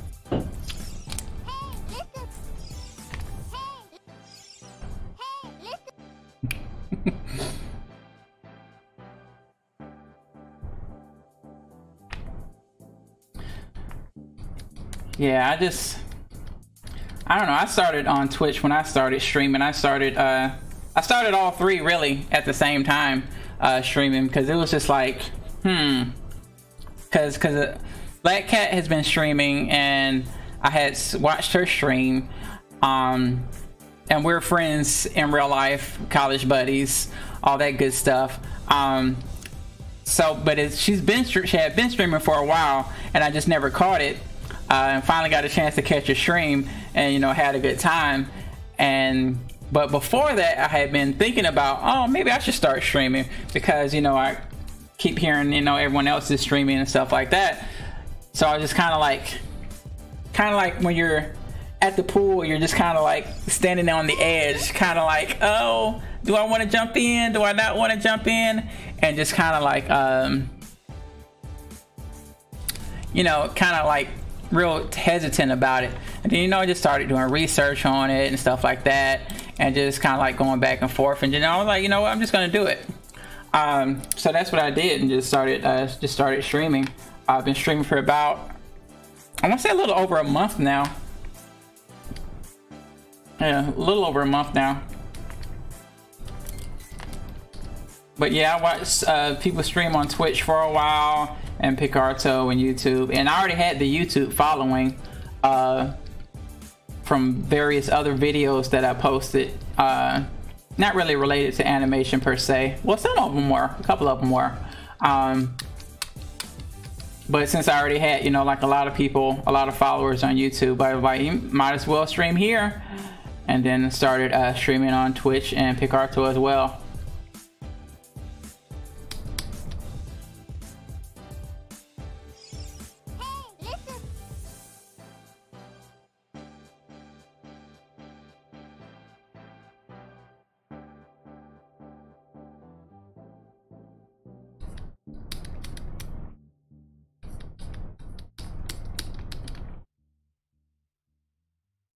Okay, let's see.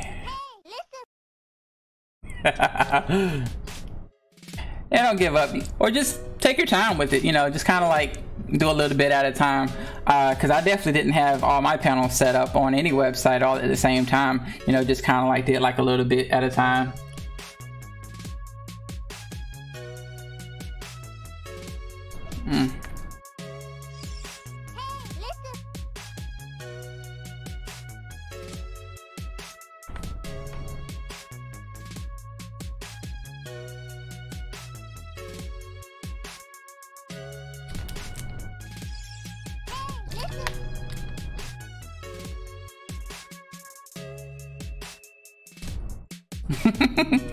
Yeah.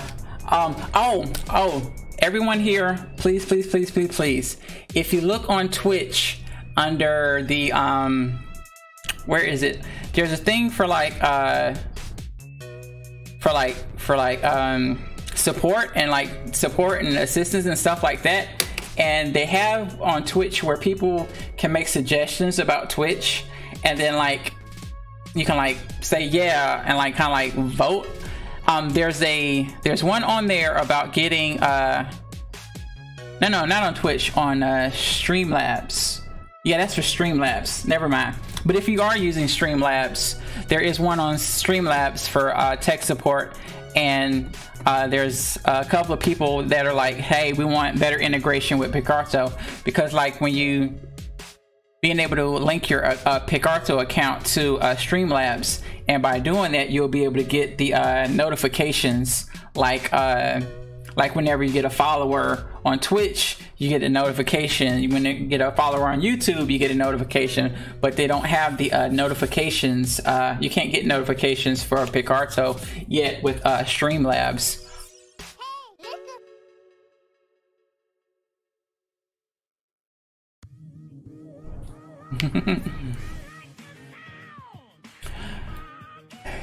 Yeah, it's a Streamlabs thing. Let me see if I can find it. Why don't I have Streamlabs open right now? But yeah, I'm gonna pull up my Streamlab dashboard and see if I can find it, because I came across it.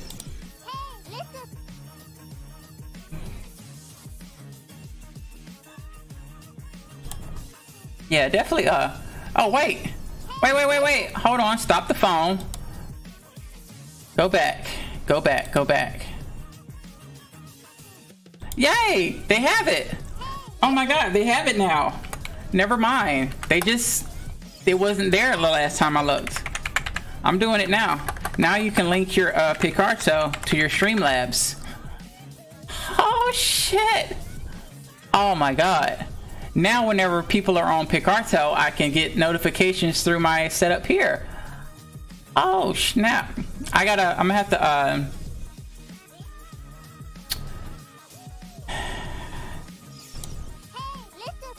I'm gonna have to reset up my my alert boxes and stuff like that. But this is awesome. This is so awesome. I wonder if it'll work. I'm gonna do a test follow from Picarto and see if it'll alert.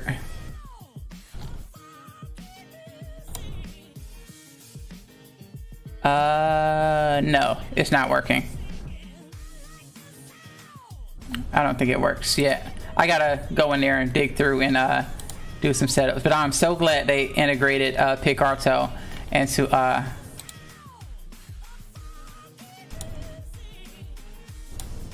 Streamlabs. So now I can set up, I think. I'll have to dig into it, but I should be able to set up notifications. Alert box. I don't know why it's not working.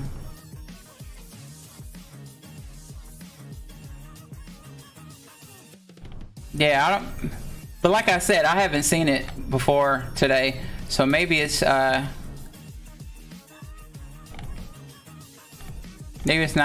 quite set up right.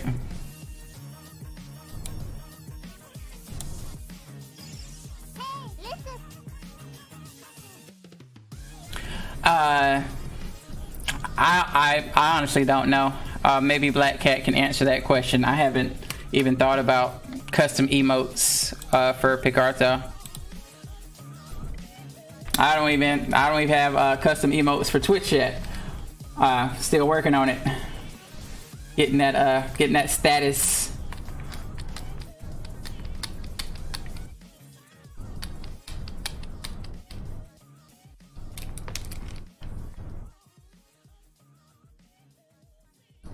It would definitely be nice to get it set up, especially if they have like the same requirements, so you can essentially just take whatever emotes you have for Twitch and put them on Picarto.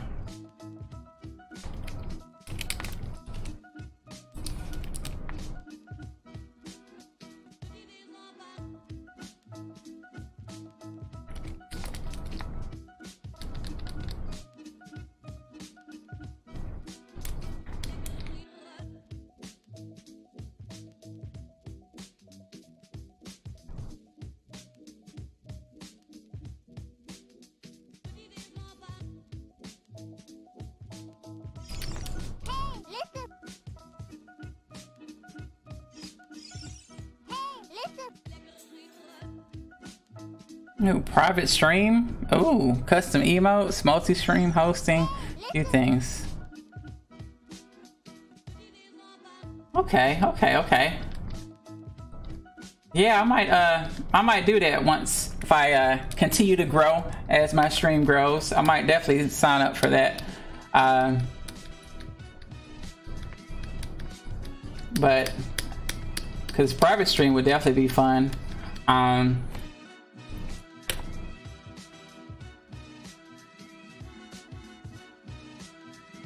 And multi-stream hosting would definitely be a plus.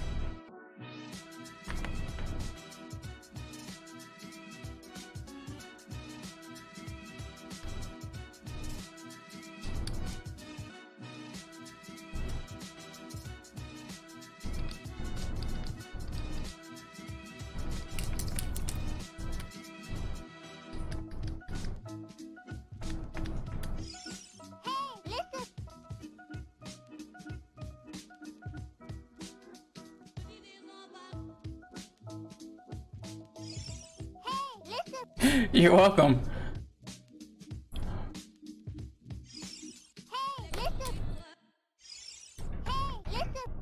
Oh, restream? Yeah, it's on there.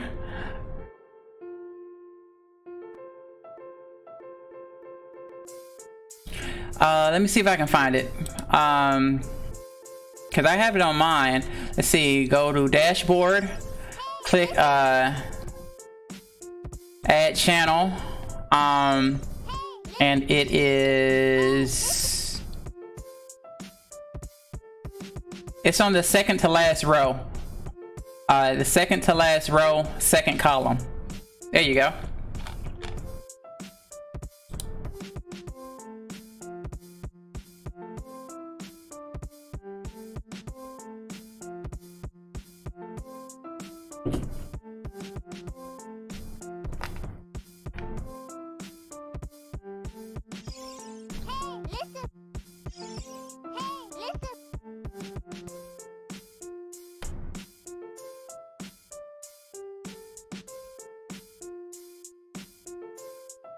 Yeah, I mean, and in the meantime, Nix, you can, you know, like work on your art. You can watch others stream, because watching other stream, you know, can sometimes give you ideas about your stream. It's like, hey, I like the way they have that thing set up, and ooh, I like the way they have that set up. I might want to do something. And you know, sometimes getting, you know, ideas from other people can definitely help improve your stream. like one of the things that I definitely took from Zilka's stream is I like how clean and organized the screen is on his stream. Like, because I've seen streamers where they have like so much stuff on the stream and it's like, whoa, like that's a little bit much. Like, is all that really necessary? And then like I have kind of like, you know, a minimalistic approach, and Zilka's is a little bit more involved than what I have. And he's got like his window shrunk, and he has like his pattern and his artwork, and it really suits, you know, his art style and everything. Like, it's just like, so I just kind of like seen like various different approaches, like, okay, what do I want on my channel? What do I want people to see when they watch me, you know? And I kind of want, and you also kind of think about, you know, what you're presenting and what you feel is important, you know? Like the way I have my chat window set up and all this stuff over here on the right hand side of the screen, because you guys don't really need to see all of that, you know. The main focus is, you know, kind of like, you know, what I'm doing over here.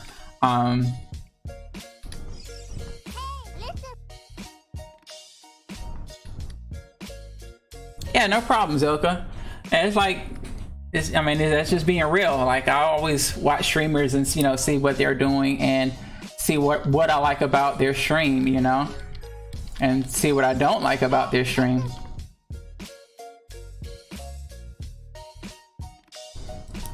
Yeah.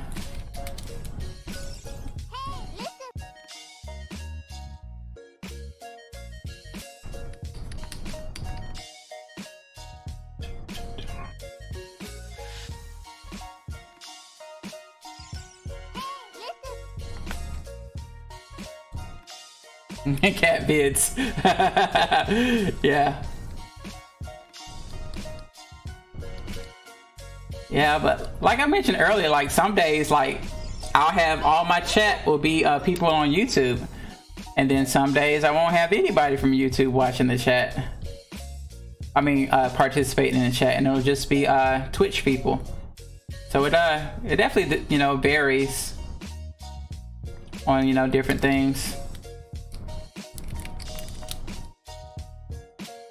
But, you know, the more, the wider you cast that net, you know, the better it is. And it's also kind of like get in where you fit in. Because there are a lot of streaming sites out there, but I don't feel that my art, you know, particularly fits on some of them, so I don't stream there.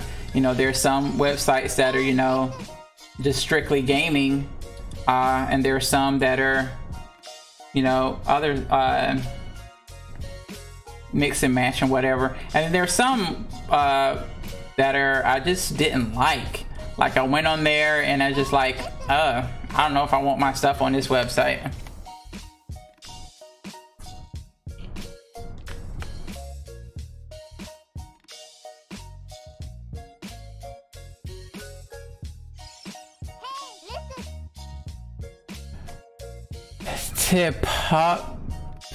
Tea party with zombies. How you doing, tea party with zombies? Welcome to the stream. We like tea, and I definitely like zombies.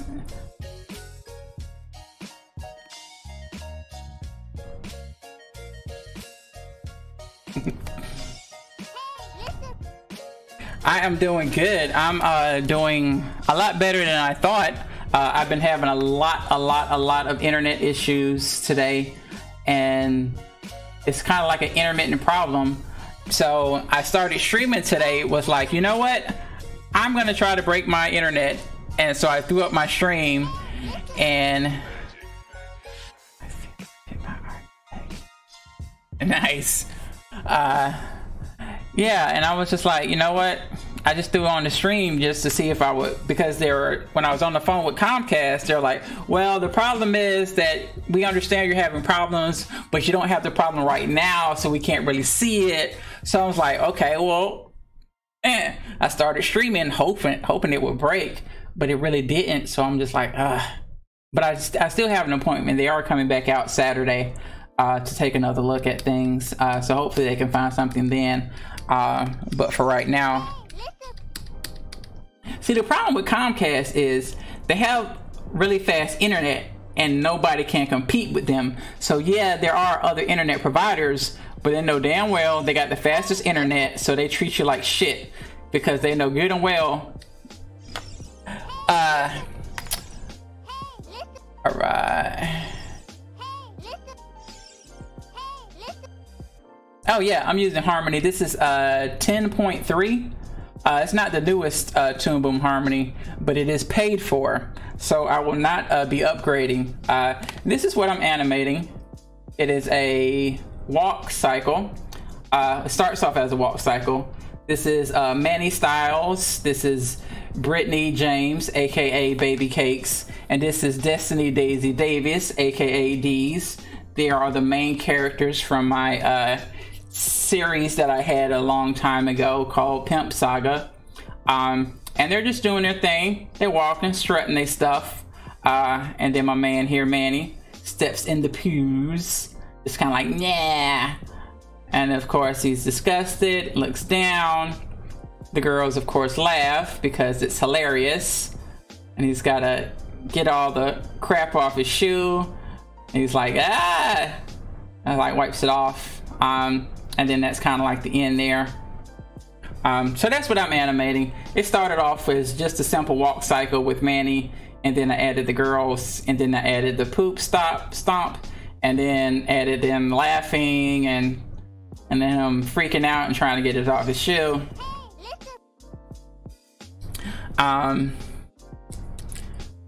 So yeah, and it's just been growing from there. This is in my demo reel for my 2D demo reel. So I've just gonna thought he was dancing. Well, yeah, when you kind of look at just like part of it, it's just like, hey, you don't kind of, you know, you just see like this little bit, and then I'm sitting here juking back and forth to the beat for no reason, which I often do whenever I'm scrubbing my timeline, especially when I'm I don't know why I do it, but if I'm like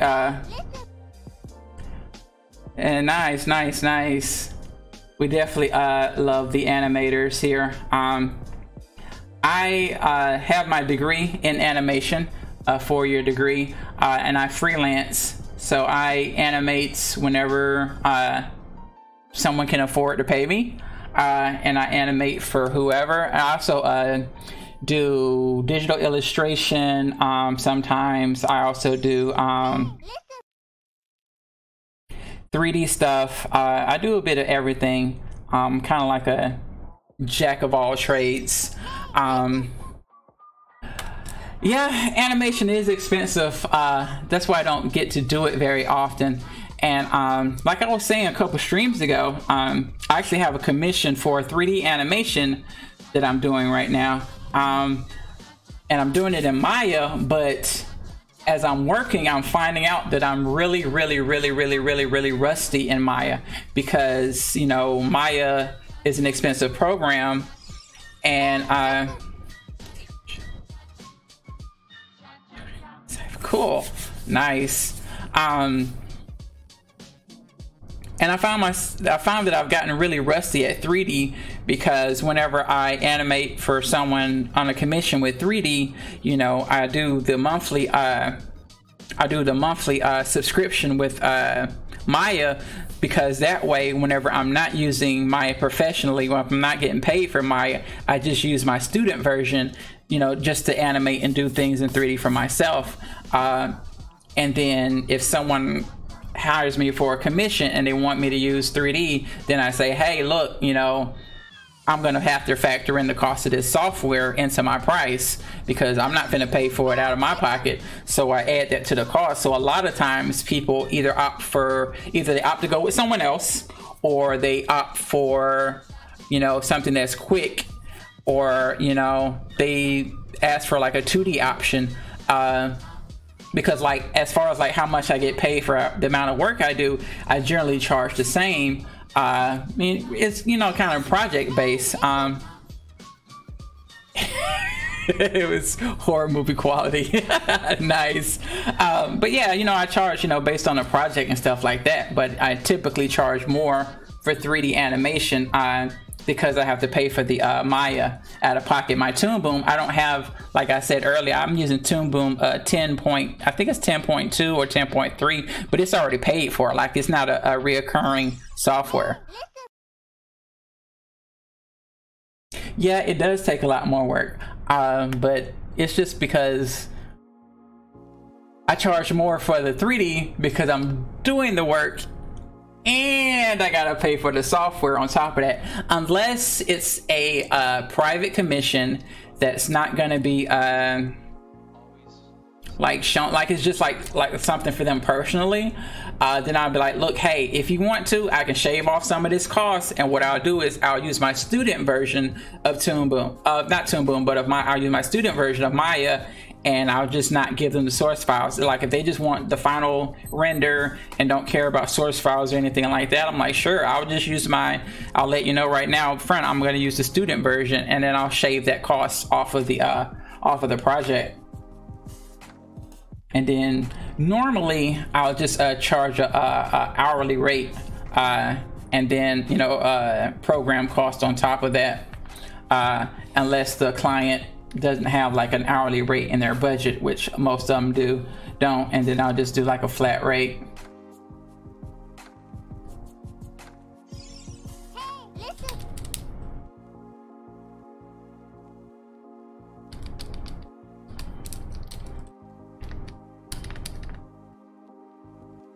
Yeah, actually, one of me and Black Cat's college buddies is working on a Disney TV show. It's like the one with the superhero girls, Tangled, the series. Cool. Tangled was pretty awesome. Well, the movie was. I haven't seen the animated series.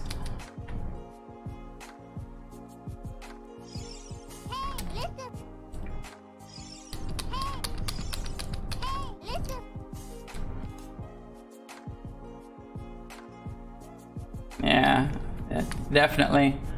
It's always, because it's such a brutal industry, you know. You've got so many people out there that want to animate, and being able to work in your profession is really nice. I would love, which is one of the reasons why I started streaming, in addition to doing commissions, because that gives me another outlet, you know, another potential for revenue by streaming my animation, because, you know, people can leave tips and stuff like that. And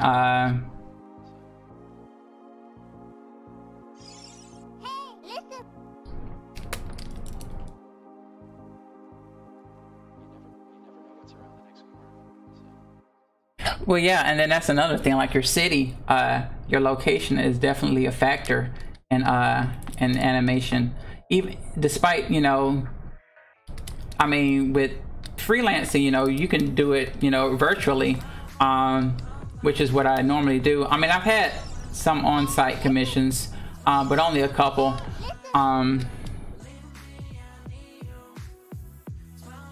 Yeah, and it's such a huge risk to, you know, move when you don't have a guarantee on a job, you know. And a lot of companies, they don't necessarily hire people out of where they're gonna have to pay for them to move, you know. They'd rather just hire somebody locally. I mean, because I live in Florida, and, you know, there aren't a lot of animation opportunity. There are some opportunities out here, but there aren't a lot. There are very few. And most of the animation that's out here, you know, where me and BK live, it's not like entertainment animation. It's like industrial animation for like companies that want to make like training videos and stuff like that. And let's be honest, you know, most people don't get into animation to make like training videos. They want to make, you know, something more entertaining.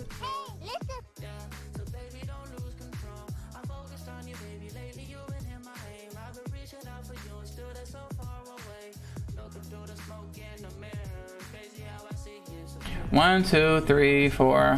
1, 2, 3, 4, 5. Damn it.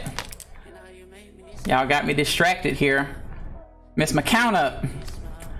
So let's fix this.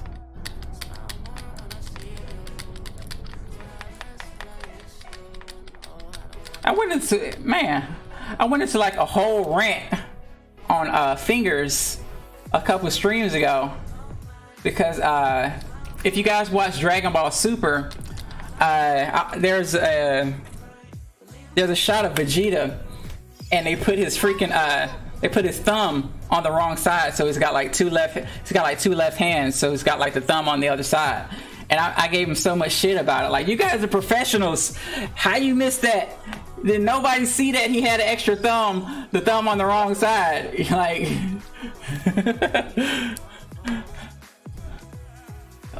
this should be at a different angle anyway.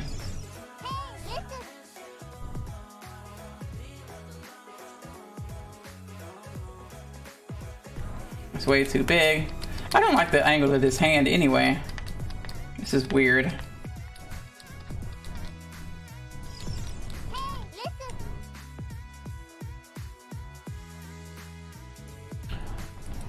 Let's see.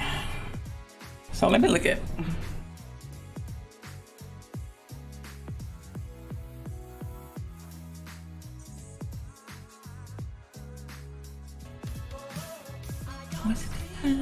Somebody's watching me. Thank you for the follow. Thank you for the follow, Tea Party.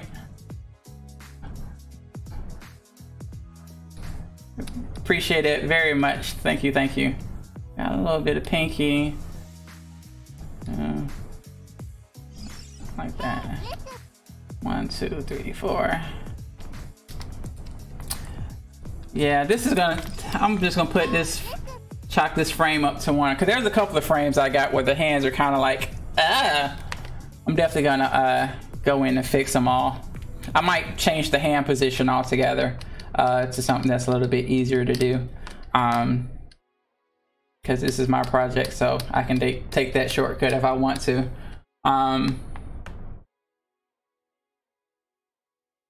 Yeah, there's a couple of frames in here where I'm not really happy with how the hands are looking, so I'm definitely gonna have to fix quite a few frames with just hands.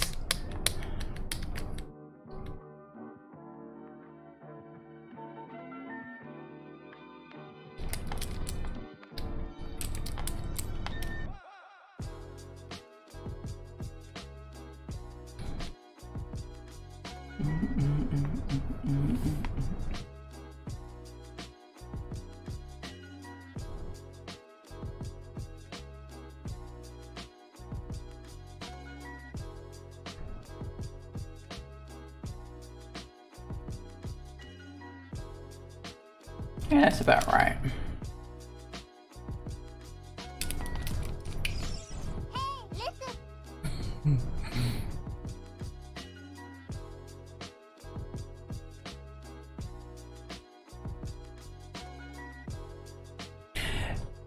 Go for it. We'll check it out. I don't mind. Thank you for asking.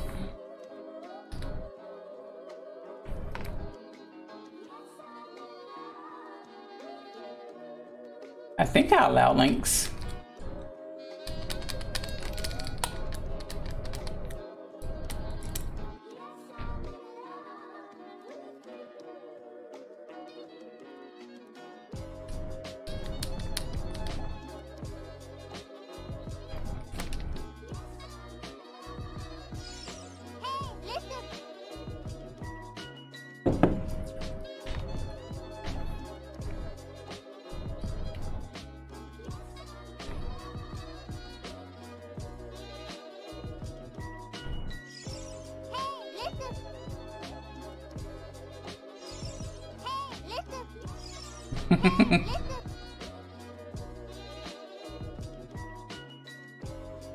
I think you'll be alright. I don't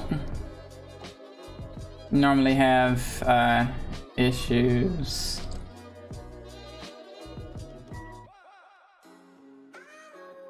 Let's turn this guy off.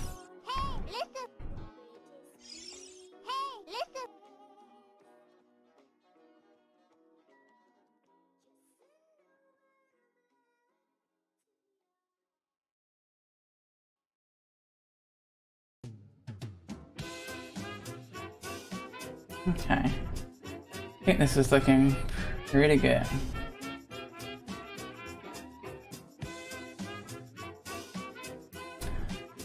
I'm so happy I managed to set up my my Wacom tablet to scrub the timeline.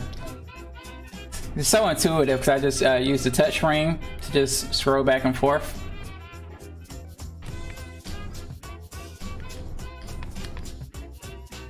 Yeah, I'm changing that hand position. I don't like that at all. I'll do it later though.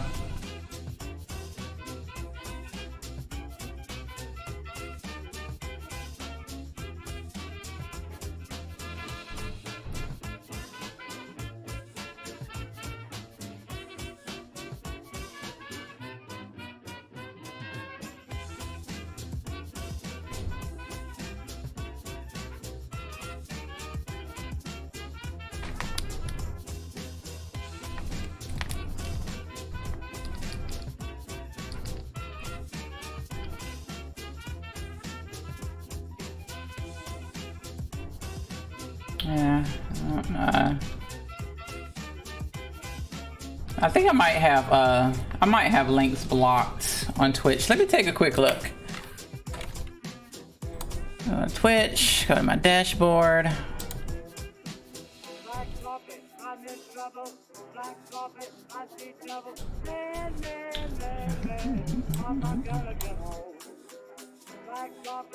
Channel.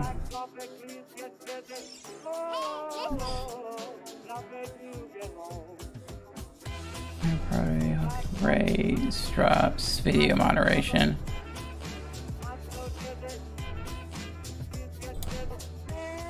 No, moderation. Little moderation. Some filtering, no filtering, no filtering. Saves. No block terms of frame is.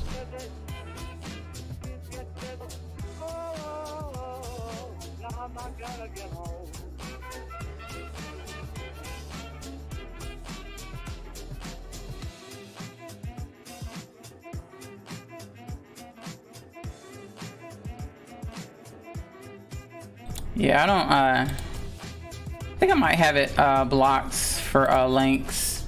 Let me check this out right quick. Filters. No, that's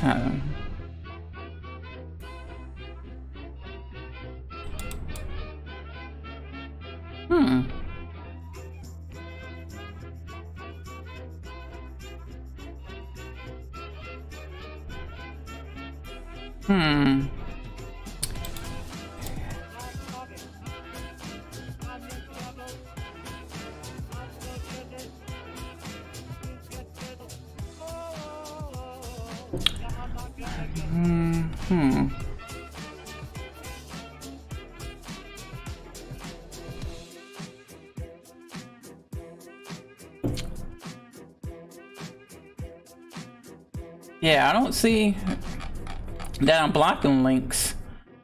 I have to dig more into it later. I didn't think I was blocking links. I didn't really have a lot of auto moderation stuff set up.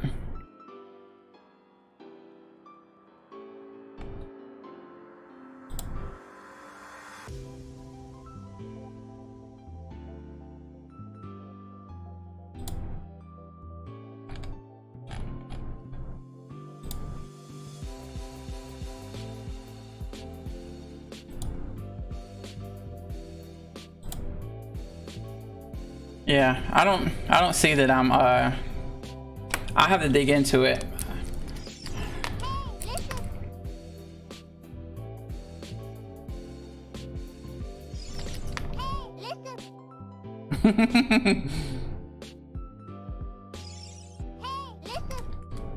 Deleted. Yeah, there's a setting for it somewhere. I have to figure it out.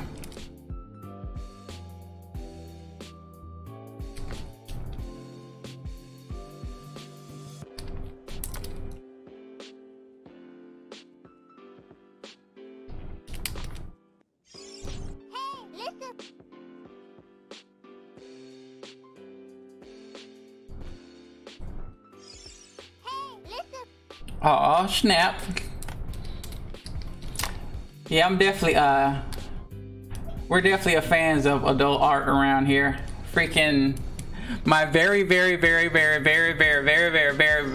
first animation was a rotoscope of a pole dancer. Like I still have it around here somewhere. But yeah, my first animation was a rotoscope, and I was like, I'm doing a pole dancer. So I rotoscoped the pole dancer, and it came out pretty crappy, not gonna lie. Then I went back and did a lot of improvement on it. And one of these days, I think I am going to redo it, or probably not redo it, but do another rotoscope pole dancer.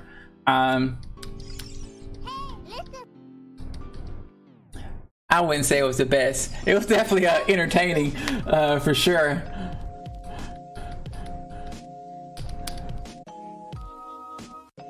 But I definitely want to, I think I might do another pole dancer.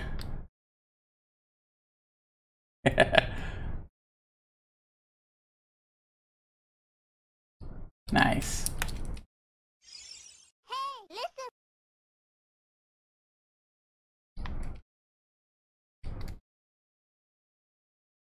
You know, I thought about, I wanted to do a loop,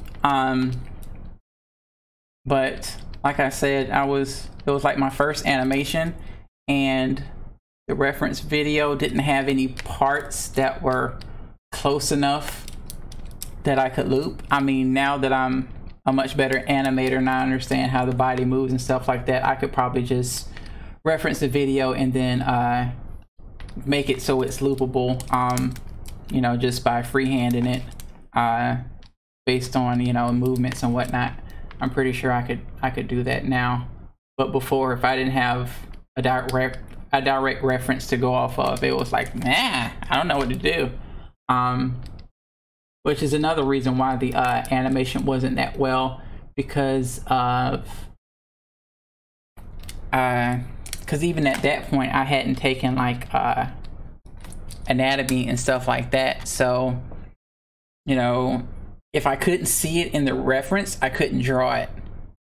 You know, because when I wasn't an artist before I went to school, I just kind of like learned how to draw, you know, in art school and stuff like that. Still got a ways to go. But yeah, so if I didn't see it in the reference, like I couldn't envision it, I couldn't draw it. But now I'm a lot better. I could definitely make it into a loop, which I'll probably end up doing.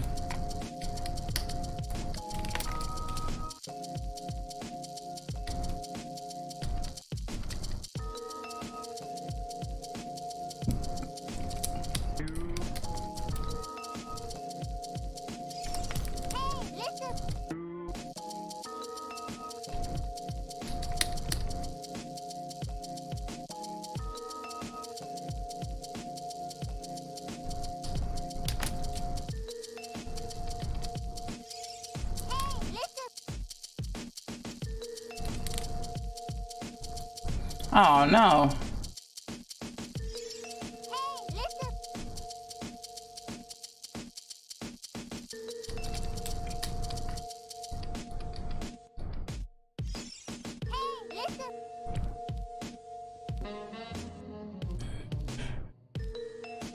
Yeah, I'll definitely will definitely do because I was gonna because like I've been doing with my stream, because I've been doing different, because at first I did the 2D paper animation, traditional animation, and then I did like a one video on like how to, like the basics of doing 2D animation with like digital with like Photoshop and stuff like that. And I really didn't feel like doing that. Then I switched to this just to kind of like show that. But I am gonna do a stop motion project, and I'm gonna do a rotoscope project, and then I'm also gonna do 3D projects. So for my rotoscope project, I will definitely do another pole dancer. I'm probably gonna start fresh. So, but I'm definitely learning my lesson from before. I'm gonna find a higher quality video. right, have a good one, Tea Party. Thank you for coming into the stream. Thank you very much for the follow. I will definitely check out your art when I get a chance. Appreciate you joining in, and hope you enjoy the rest of your day. But yeah, for the rotoscope project on my stream, I'm definitely gonna do another pole dancer. That is gonna be a definite must. And it's only fitting because for my 2D, for my paper traditional animation, I redid my first paper animation. So why not redo my first rotoscope for my rotoscope? But instead of, you know, redoing the same video, the same routine, even though her routine was nice, it's just not a good quality video. And I don't feel like going through that hassle. And then of course I'll put my own touch to it. Stop motion. Stop motion will be coming up probably after this. So, well, I'm gonna do, before I do, but after the 2D frame by frame stuff, I'm gonna do a 2D vid, at least 1 or 2 videos of like a rig style 2D animation. Maybe I'll do like a walk cycle or something like that, where I have like a 2D character that I rig up, and I'll do it in both After Effects, and I'll do 1 and 2 Moon.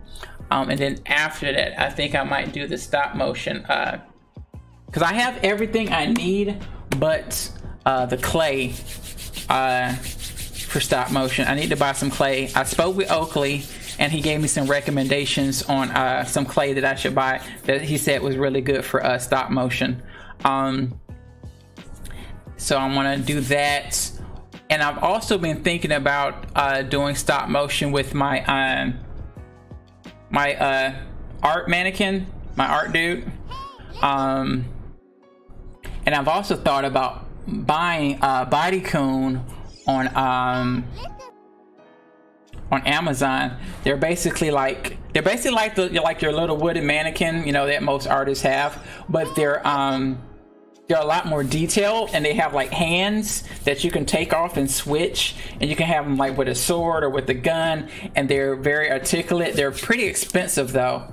I found out those by watching another streamer, and I found her stream, then I went to her YouTube channel, and she had like a box opening of it, and she showed, you know, how well it articulates, and you know, and the different colors they come in. So I'm probably might do that.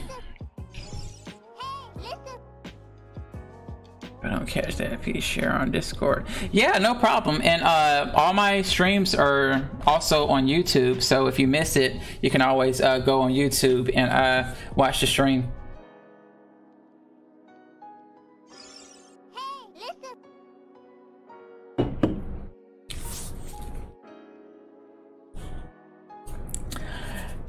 I will be soon. I will be soon. I've decided I need to get on Discord. I need to set up a Discord channel for my own stream, and then also for communicating with other streamers. So I know, I'm sorry. I'll get on it. I actually have the app on my phone now. I downloaded it, but I didn't do anything else with it. So I'll definitely, I'll be getting that set up soon. No worries.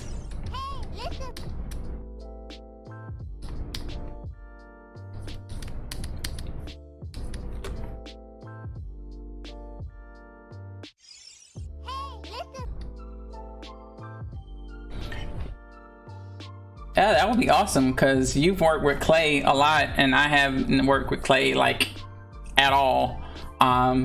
So that would definitely be a big help as far as like things to do with the clay and how to get it to behave. That's why I was also thinking about doing my stop motion with my little my art mannequin, because you know, he's like a human figure and I can pose him, and he's got like the magnets so I can like stick him. And then that way I don't have to worry about like the clay part of it. because I'm not, if it, you know, if the clay gives me too much trouble, that'd be kind of like something I can just like maybe animate him, like, I don't know, doing some jumping jacks or some push-ups, nothing, you know, too involved. Or maybe stop motion animating some other things.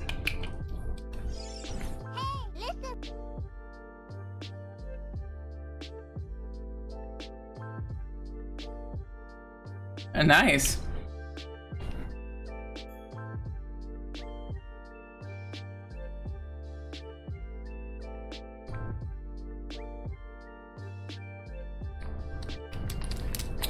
So yeah, the stop motion is definitely in the works, or in the pipeline for, you know, things to do on stream.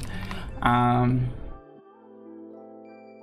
then I've decided that once I hit affiliate status on Twitch, I'm going to start working on my motion graphic on stream and start talking about that more, and letting people in on that awesomeness that is my motion graphic novel that I'm working on.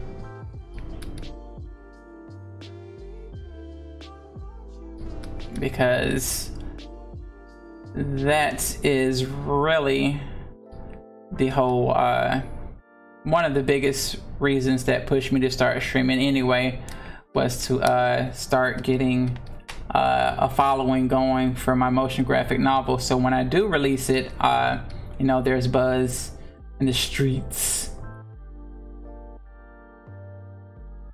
So, you know, people are already knowing about it and stuff like that.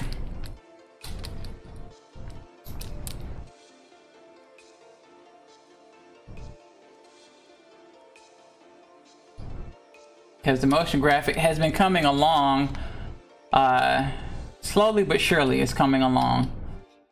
We've got most of the characters in their final stages, as far as like character design. Right. Okay.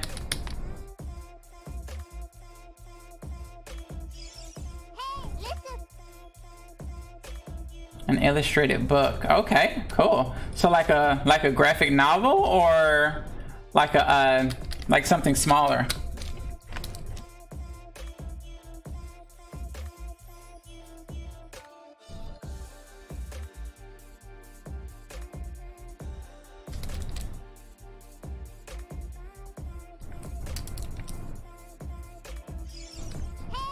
That's a short book. Okay. Is it a story that you already have, or would it be a new story?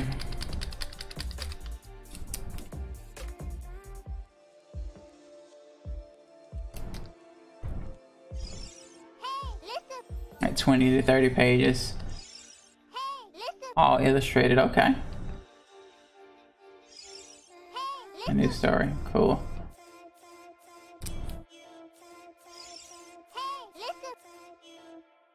Yeah, it definitely it helps to shift your mind from project to project, I find, because sometimes you get frustrated with a project, especially if things don't, you know, go the way they're supposed to. Sometimes you might get frustrated with a project, or you might just, you know, get kind of burnt out on a project. So it's definitely it's probably why, you know, mentally I'm always working on like 5 or 6 projects at the same time.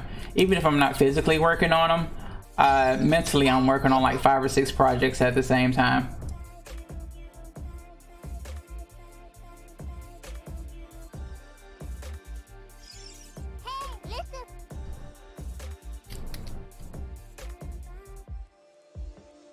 Yeah, definitely. That is a long time to be working on that project. My motion graphic has been in the works now for because I had the original, I guess you could say the start of the project really started when I was in school, back in like, I want to say 2000, maybe 13 or 14. basically there was just, you know, character that, you know, as a class we came up with. Just a character. She didn't really have much of a backstory, and I did like one project that had a version of that character.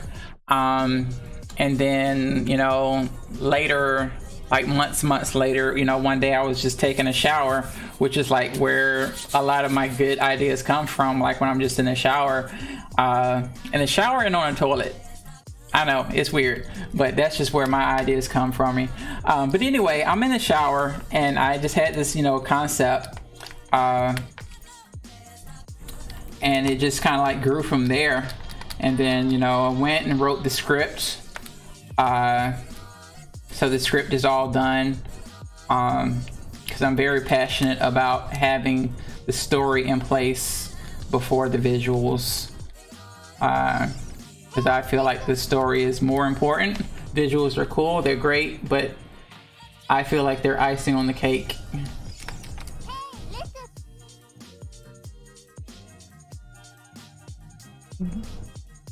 Yeah, I've had ideas come to me from dreams too. And also Wes Craven, like the Nightmare on Elm Street series, like those, literally that came from his dreams. And a lot of his stuff, that's where he draws a lot of his inspiration from. I like a lot of his work. He's made some really good movies that I like. And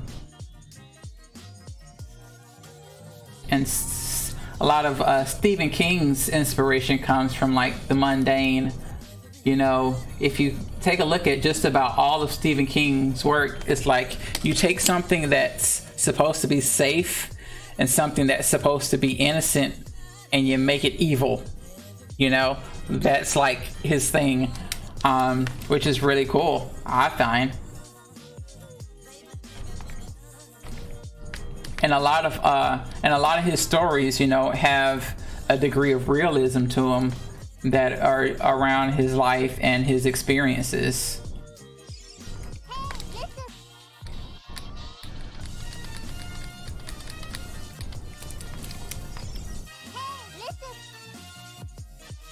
Little kid, girl, the girl, yeah, exactly.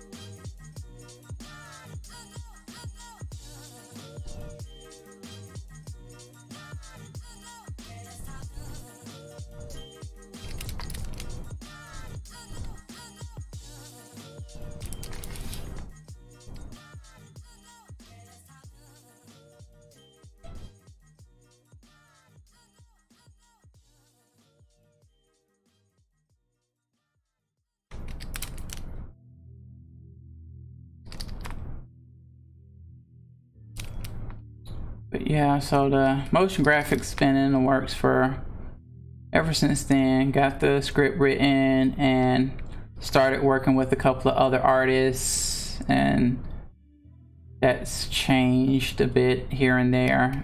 Some artists were added, some artists were left the project and stuff like that. So it's been quite the struggle, but it's definitely coming together.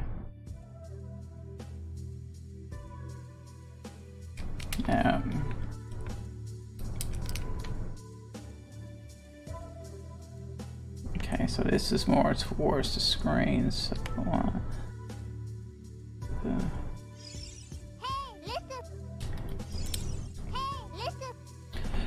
yeah, hopefully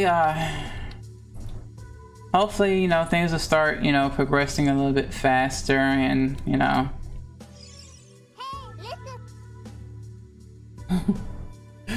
yeah, I'm glad you've been able to stop by too, because like you've haven't been able to catch my stream before, so that's pretty awesome.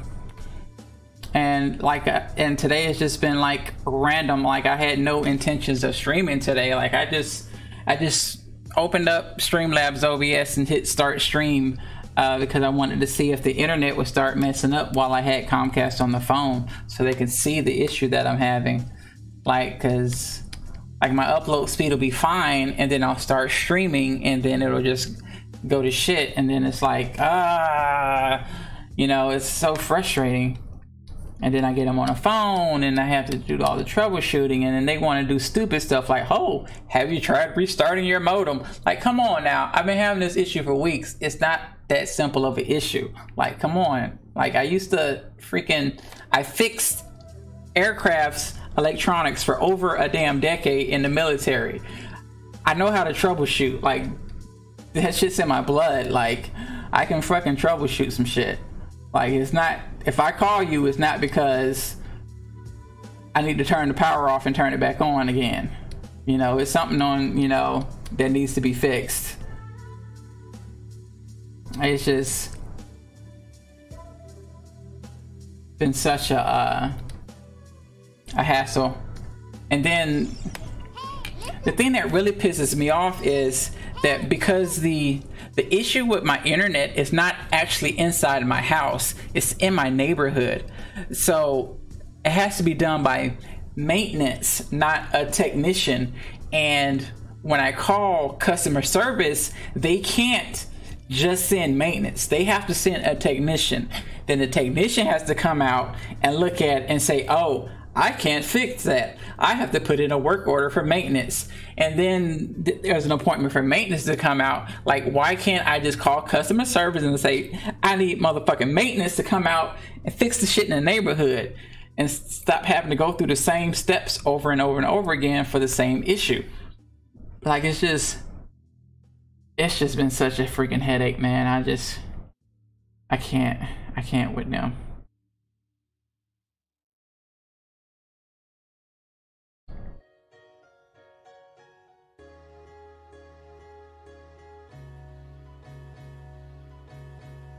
There we go.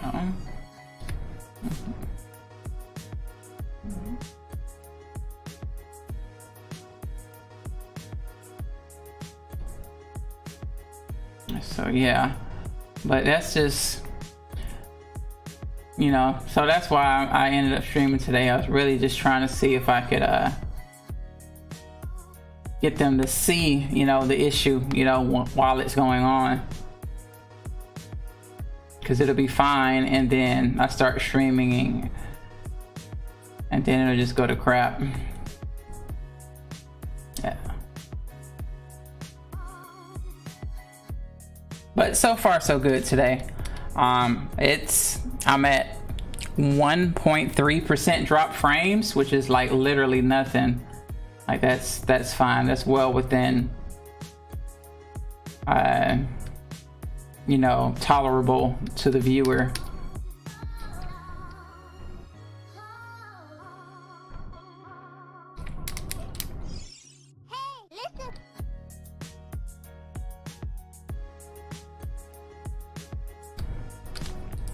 Yeah, but it's not Twitch, and it's not, you know, the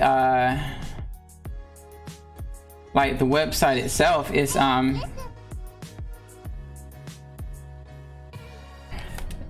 yeah, and it's like, but the weirdest thing about my problem, it only affects the internet upload speed. Like, my download speed is just fine. Like, when my stream is all messed up, like, I can't stream, but I can get on the internet and watch somebody else stream. So like, the download is fine, but it going up, like, it's not going through. It's like, and I'll do like a speed test, and I'll have like, I've literally had as low as 0.2 megabytes upload speed. Like, I can't stream with that. Like, no one would see anything. It's just nothing but a freaking spinny wheel of death.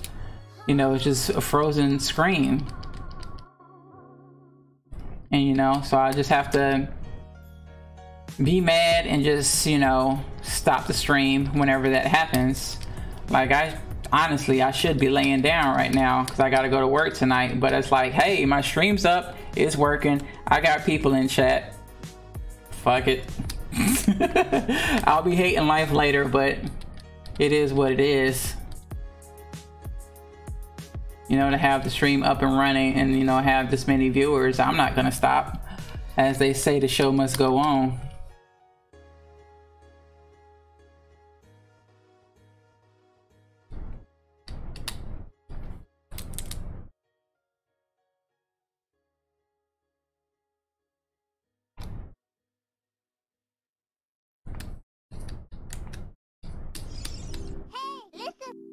Exactly, exactly. I'll sleep when I'm dead. Animate, baby.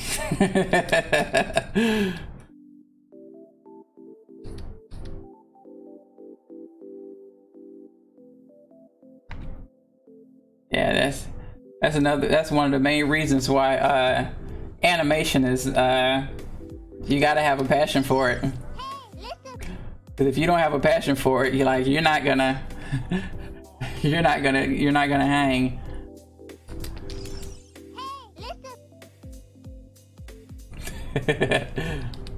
Hell, trust me, I feel you. Hell, let me tell you some shit now. Now, I've had my degree. I finished school in 2014 or 15 or something like that. Like 2015, right? And before then, I had always been like doing like little amateur stuff or whatever. I like a couple weeks ago, my wife came to me and said somebody asked her what kind of animation that I do, and she couldn't answer the question. My wife could not answer the question on what kind of animation that I do. So it's just like she at least knows that I'm animating. For the longest time, she didn't even know what animation was, like what that meant, you know, animation. So it was like, and then someone asked her like, what kind of animation does he do? And she was like,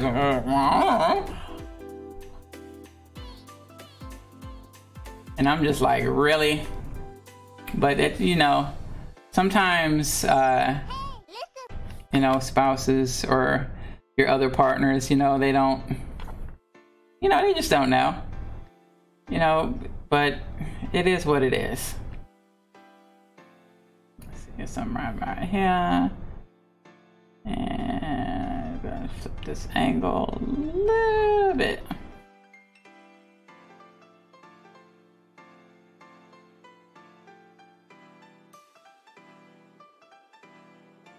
Yeah, that's about right. That's close enough.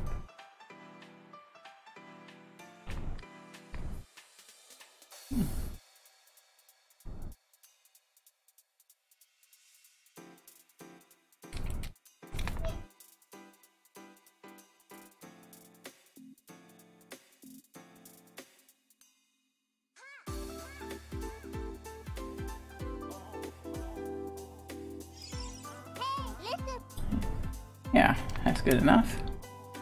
26. Did we? Oh, okay. Well, there you go. 2016.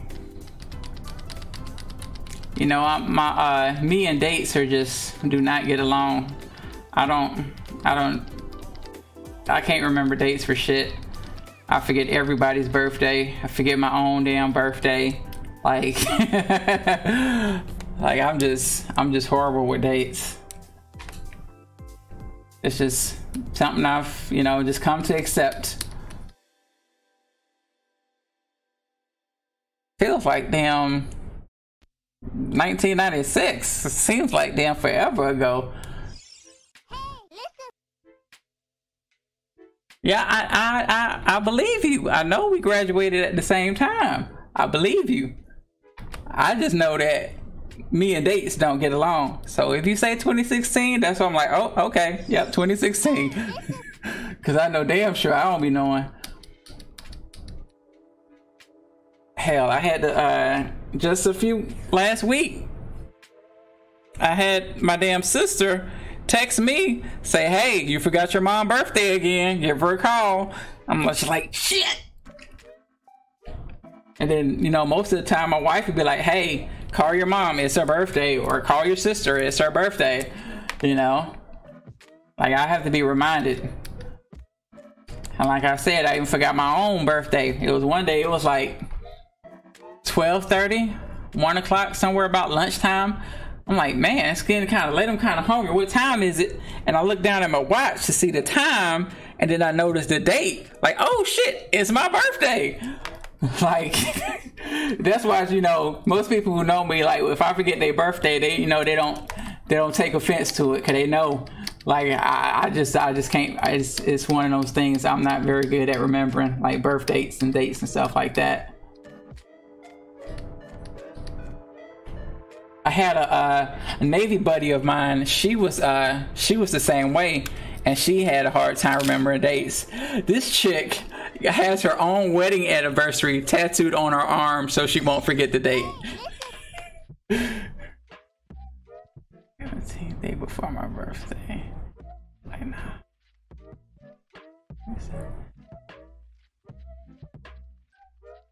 Yeah, that sounds right. Because it was quite a few months between portfolio review and then the actual walk.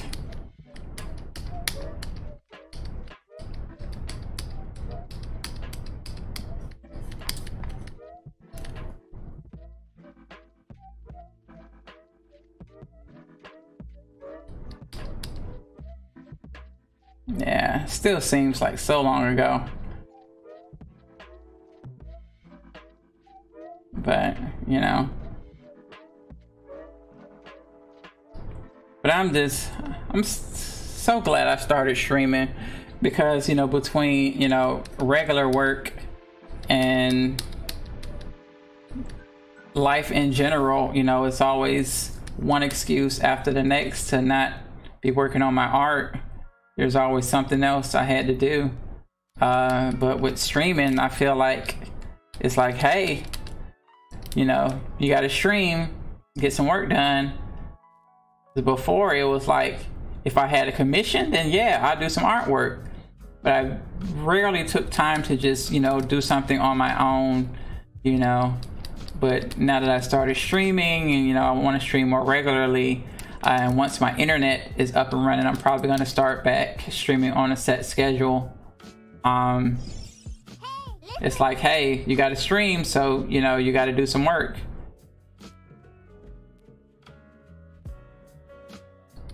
It's like, hey, you gotta, gives you that other reason, you know. It's like, I can't let down the fans. I gotta get out there. I gotta do some work. And it just makes for more consistent work.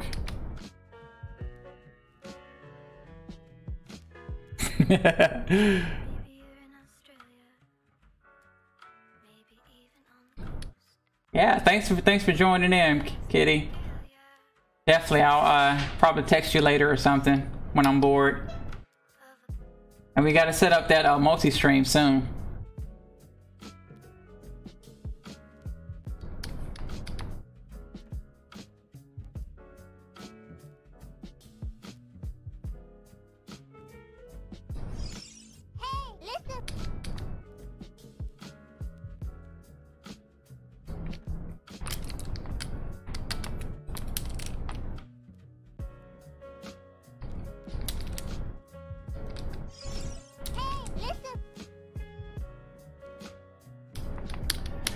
Yeah, focus is definitely a struggle.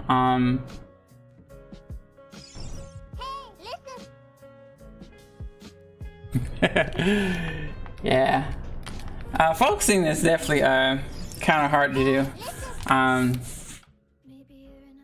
Depending on, you know, situation. You got all types of distractions. You got life. You got, you know, everyone trying to pull you in different directions. So I understand how it is about trying to stay focused, which is why I like streaming, even if there's no one in the chat, because I'll just like, well, I'm streaming, you never know, somebody might show up and just kind of like lose yourself in the art. Naughty things at random times. There's nothing wrong with watching the naughties. Nothing wrong at all.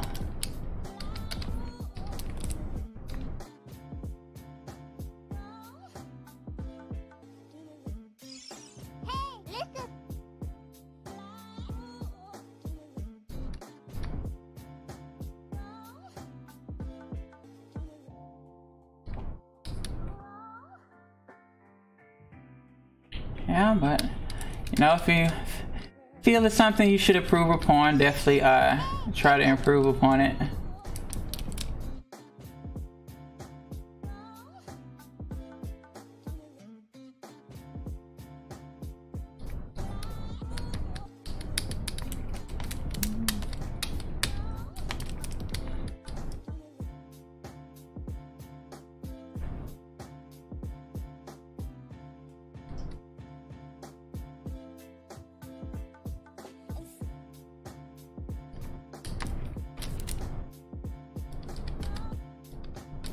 Yeah, distractions are definitely a challenge.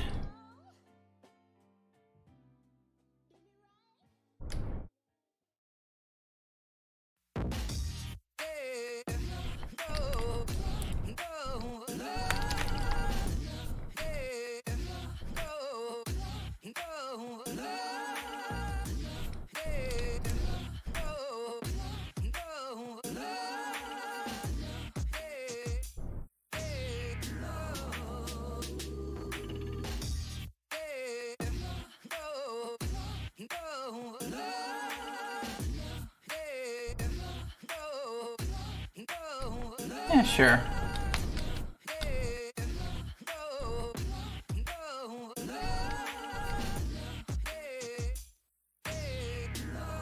Yeah.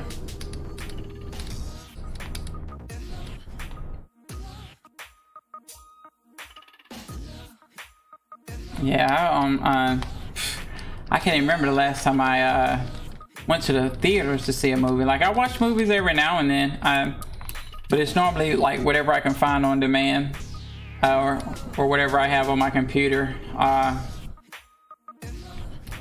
because I'm usually between my work on stream and my work off stream and my wife's work, you know, we spend a lot of time, our downtime, our off time, we tend to like not go out because, you know, sometimes it's kind of a hassle to go out. So sometimes you just want to kind of like just sit at the house and just chillax and not do anything too involved.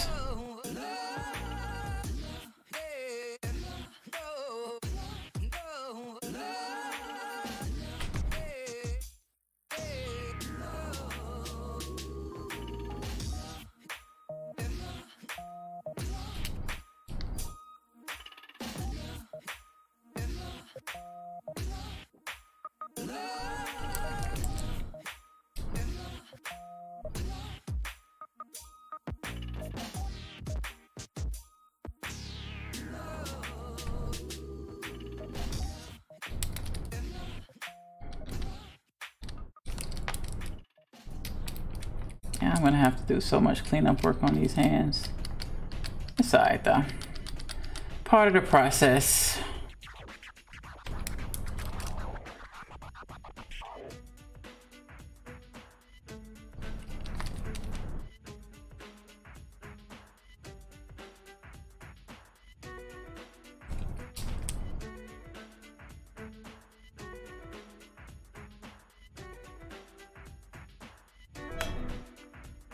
Now.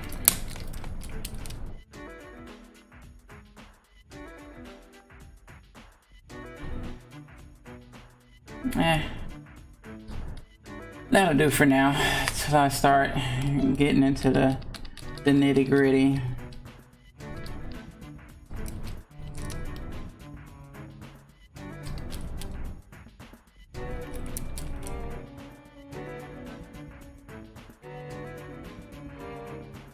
Yeah, I'm probably gonna do some of that really nitty-gritty kind of work off stream. Probably because it'll probably be kind of boring.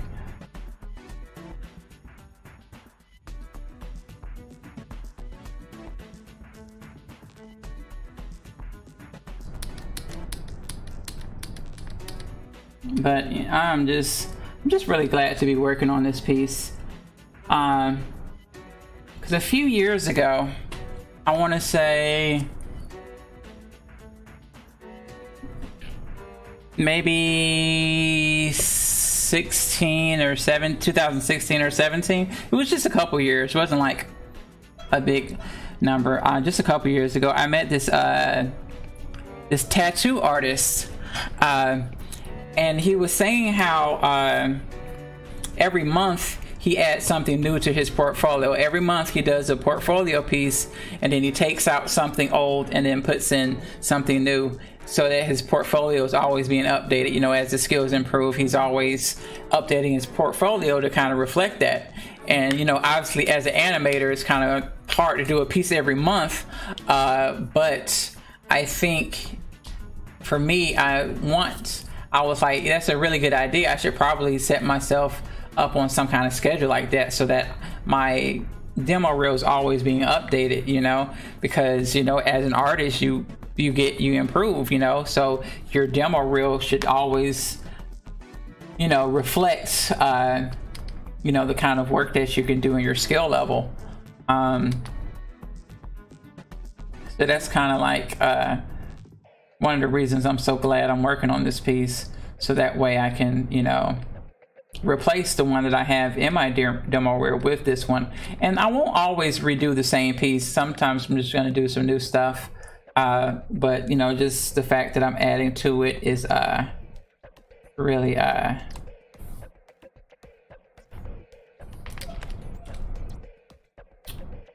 it's a really nice.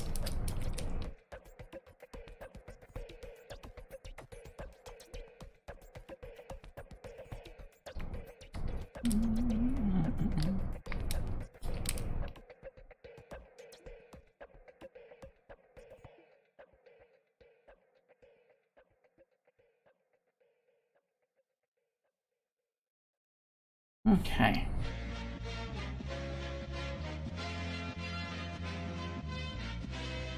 Ah.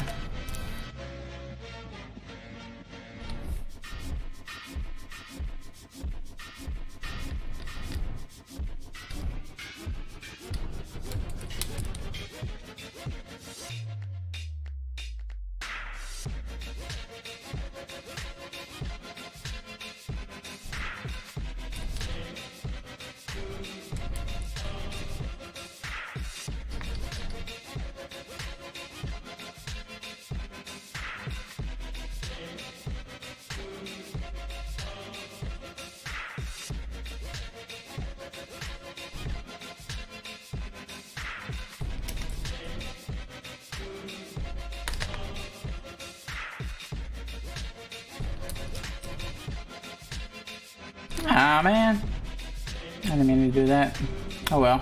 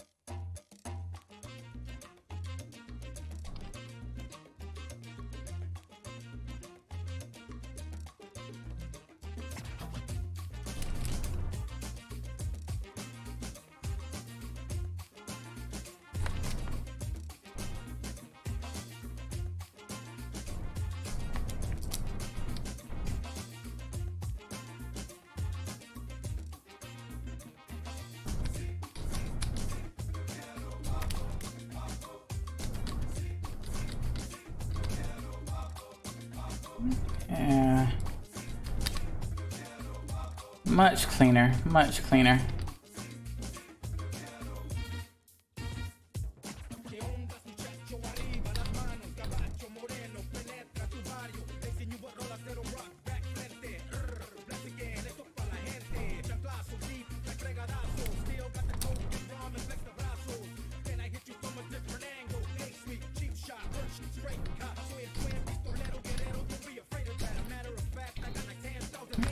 That's gonna get covered up anyway.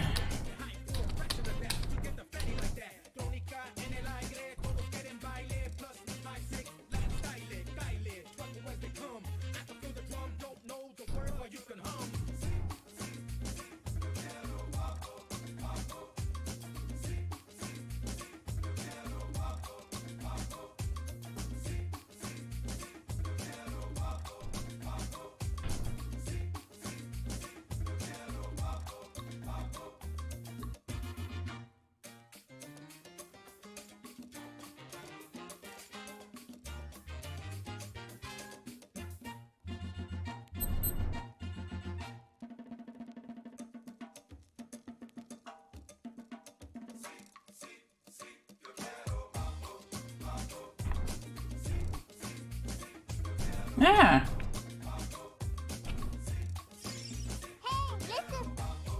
Yeah.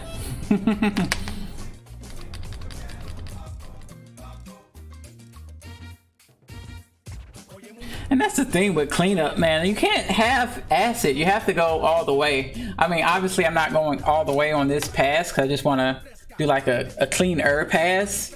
And then I'll probably do one final, like a polish pass, where I'll take it to, you know, the detail level that I want to do for this project. But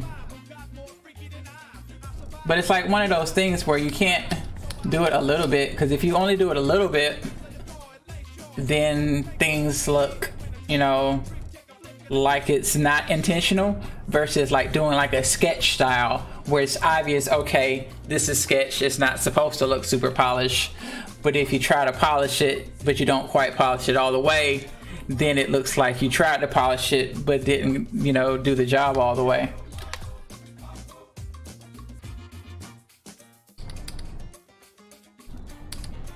Which is another reason why it's good to do like passes where you pass through the whole animation.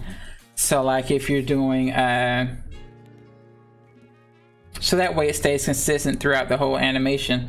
So if, you know, your character has a Simpson style 3 fingers for most of the animation, but then you switch and decide, you know what, I'm gonna do 4 fingers, then you go back and you do like 4 fingers through half of it, but then there's some frames where he still only got the 3 fingers, then there's those 3 fingers that stand out, you know, they're like, you know what's going on there. Which is why sometimes I'll add in a finger, like if it's a angle where I don't think you'll necessarily see a finger, I'll sometimes change the position so that you will see it, just so that it's there. I don't know, it's just something I do. Probably not necessarily, because, you know, if the angle doesn't support you seeing something, you probably just shouldn't see it. But sometimes I feel like some people might be like, why don't you see the finger? You should see it from that angle, because like maybe, you know, what I vision for the angle might not be accurate or whatever.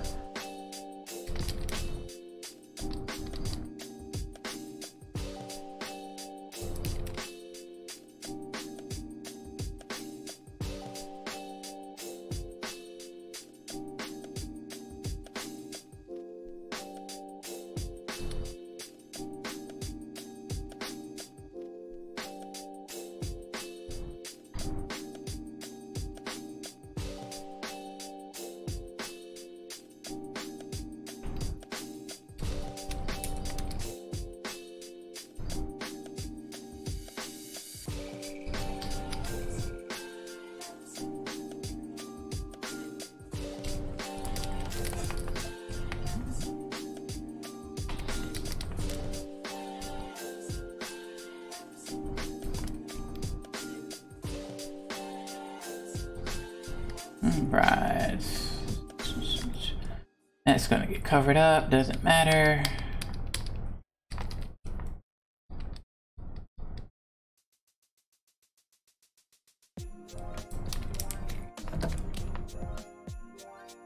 Sorry about that.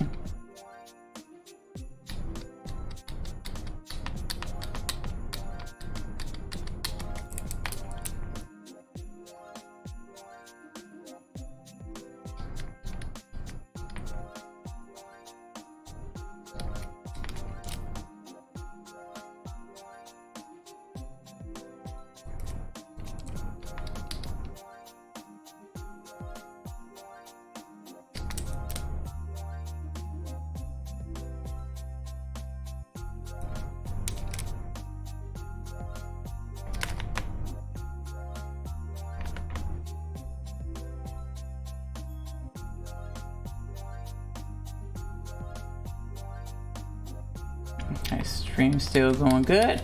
Cool.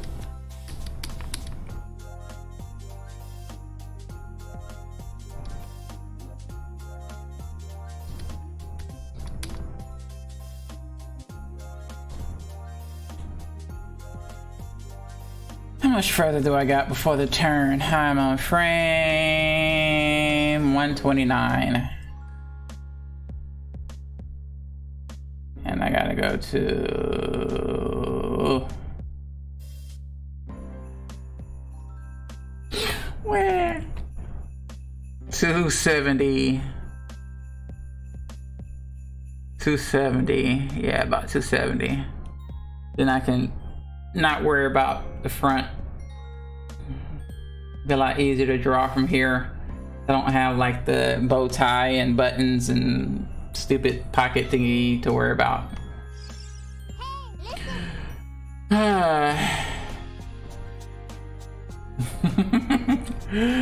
But it's looking so good. You know, I'm not gonna quit on it. I'm definitely not gonna quit on it. It's just, you know, sometimes it's like, ugh.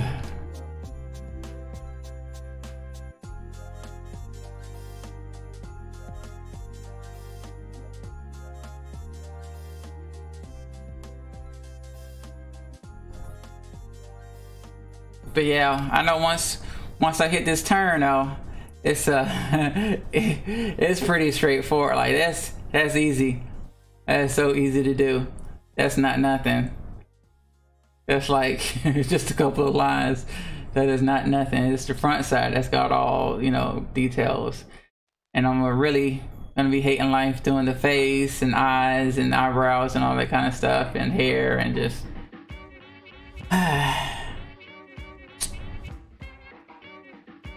what I'm probably gonna do is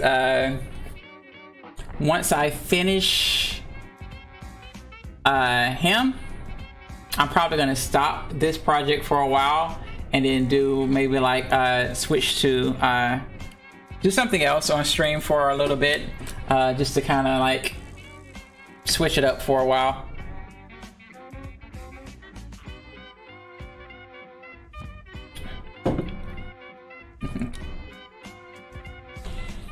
1 o'clock.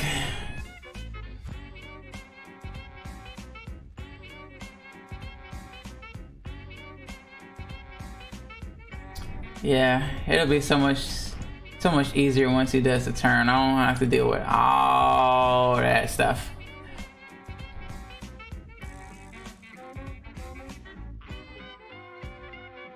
I mean, the girls, their outfits are, you know, have a little bit to it, but it's not much. You know, you got like just a few buttons and a collar, you know, boobs, you know, cleavage, button, little pant pockets, you know, and then she's got a little bit of detail in her boots or whatever.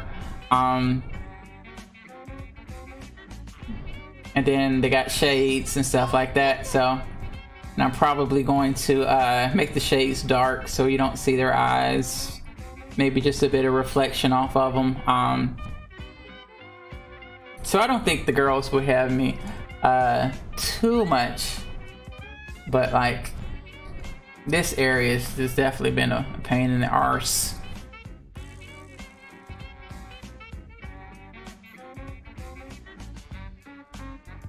It's so much cleaner now though. With the buttons and the bow tie and everything's a lot more solid the way I've drawn it. Because before, get back on screen, buddy. Hey, why are you not showing? That's weird.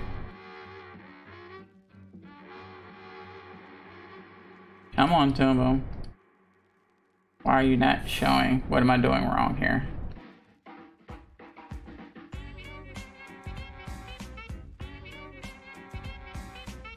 And then they both show up. Huh. That's weird. Huh. I'll worry about it later. Not important. But yeah, just like see how like the buttons are jumping around from frame to frame and the way his suit collar changes positions. And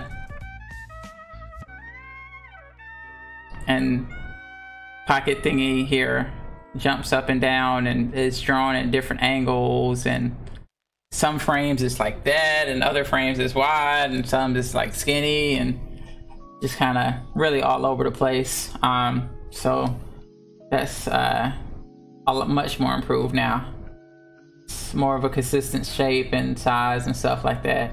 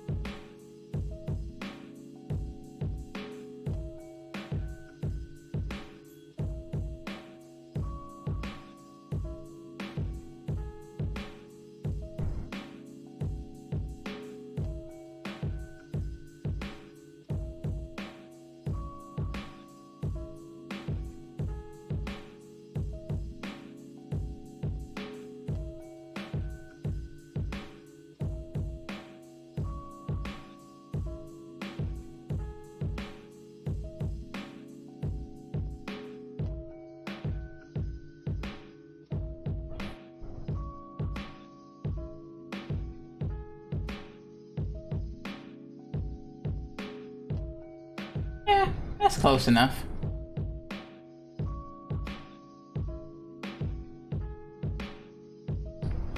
Oh my god, what is wrong with me? I haven't saved shit since I started streaming.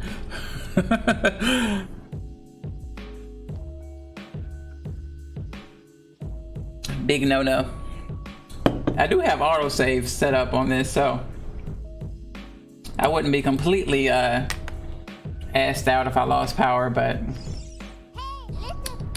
that's why I have autosave. I have autosave.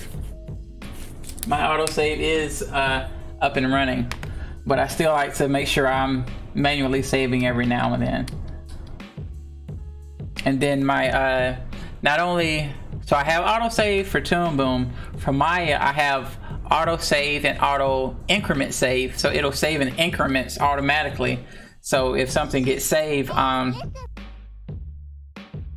yeah, take it easy, Zilka. I probably should stop streaming here soon anyway, because it's going on 1 and I gotta be to work soon. Well, not soon, but I do gotta sleep in between now and work.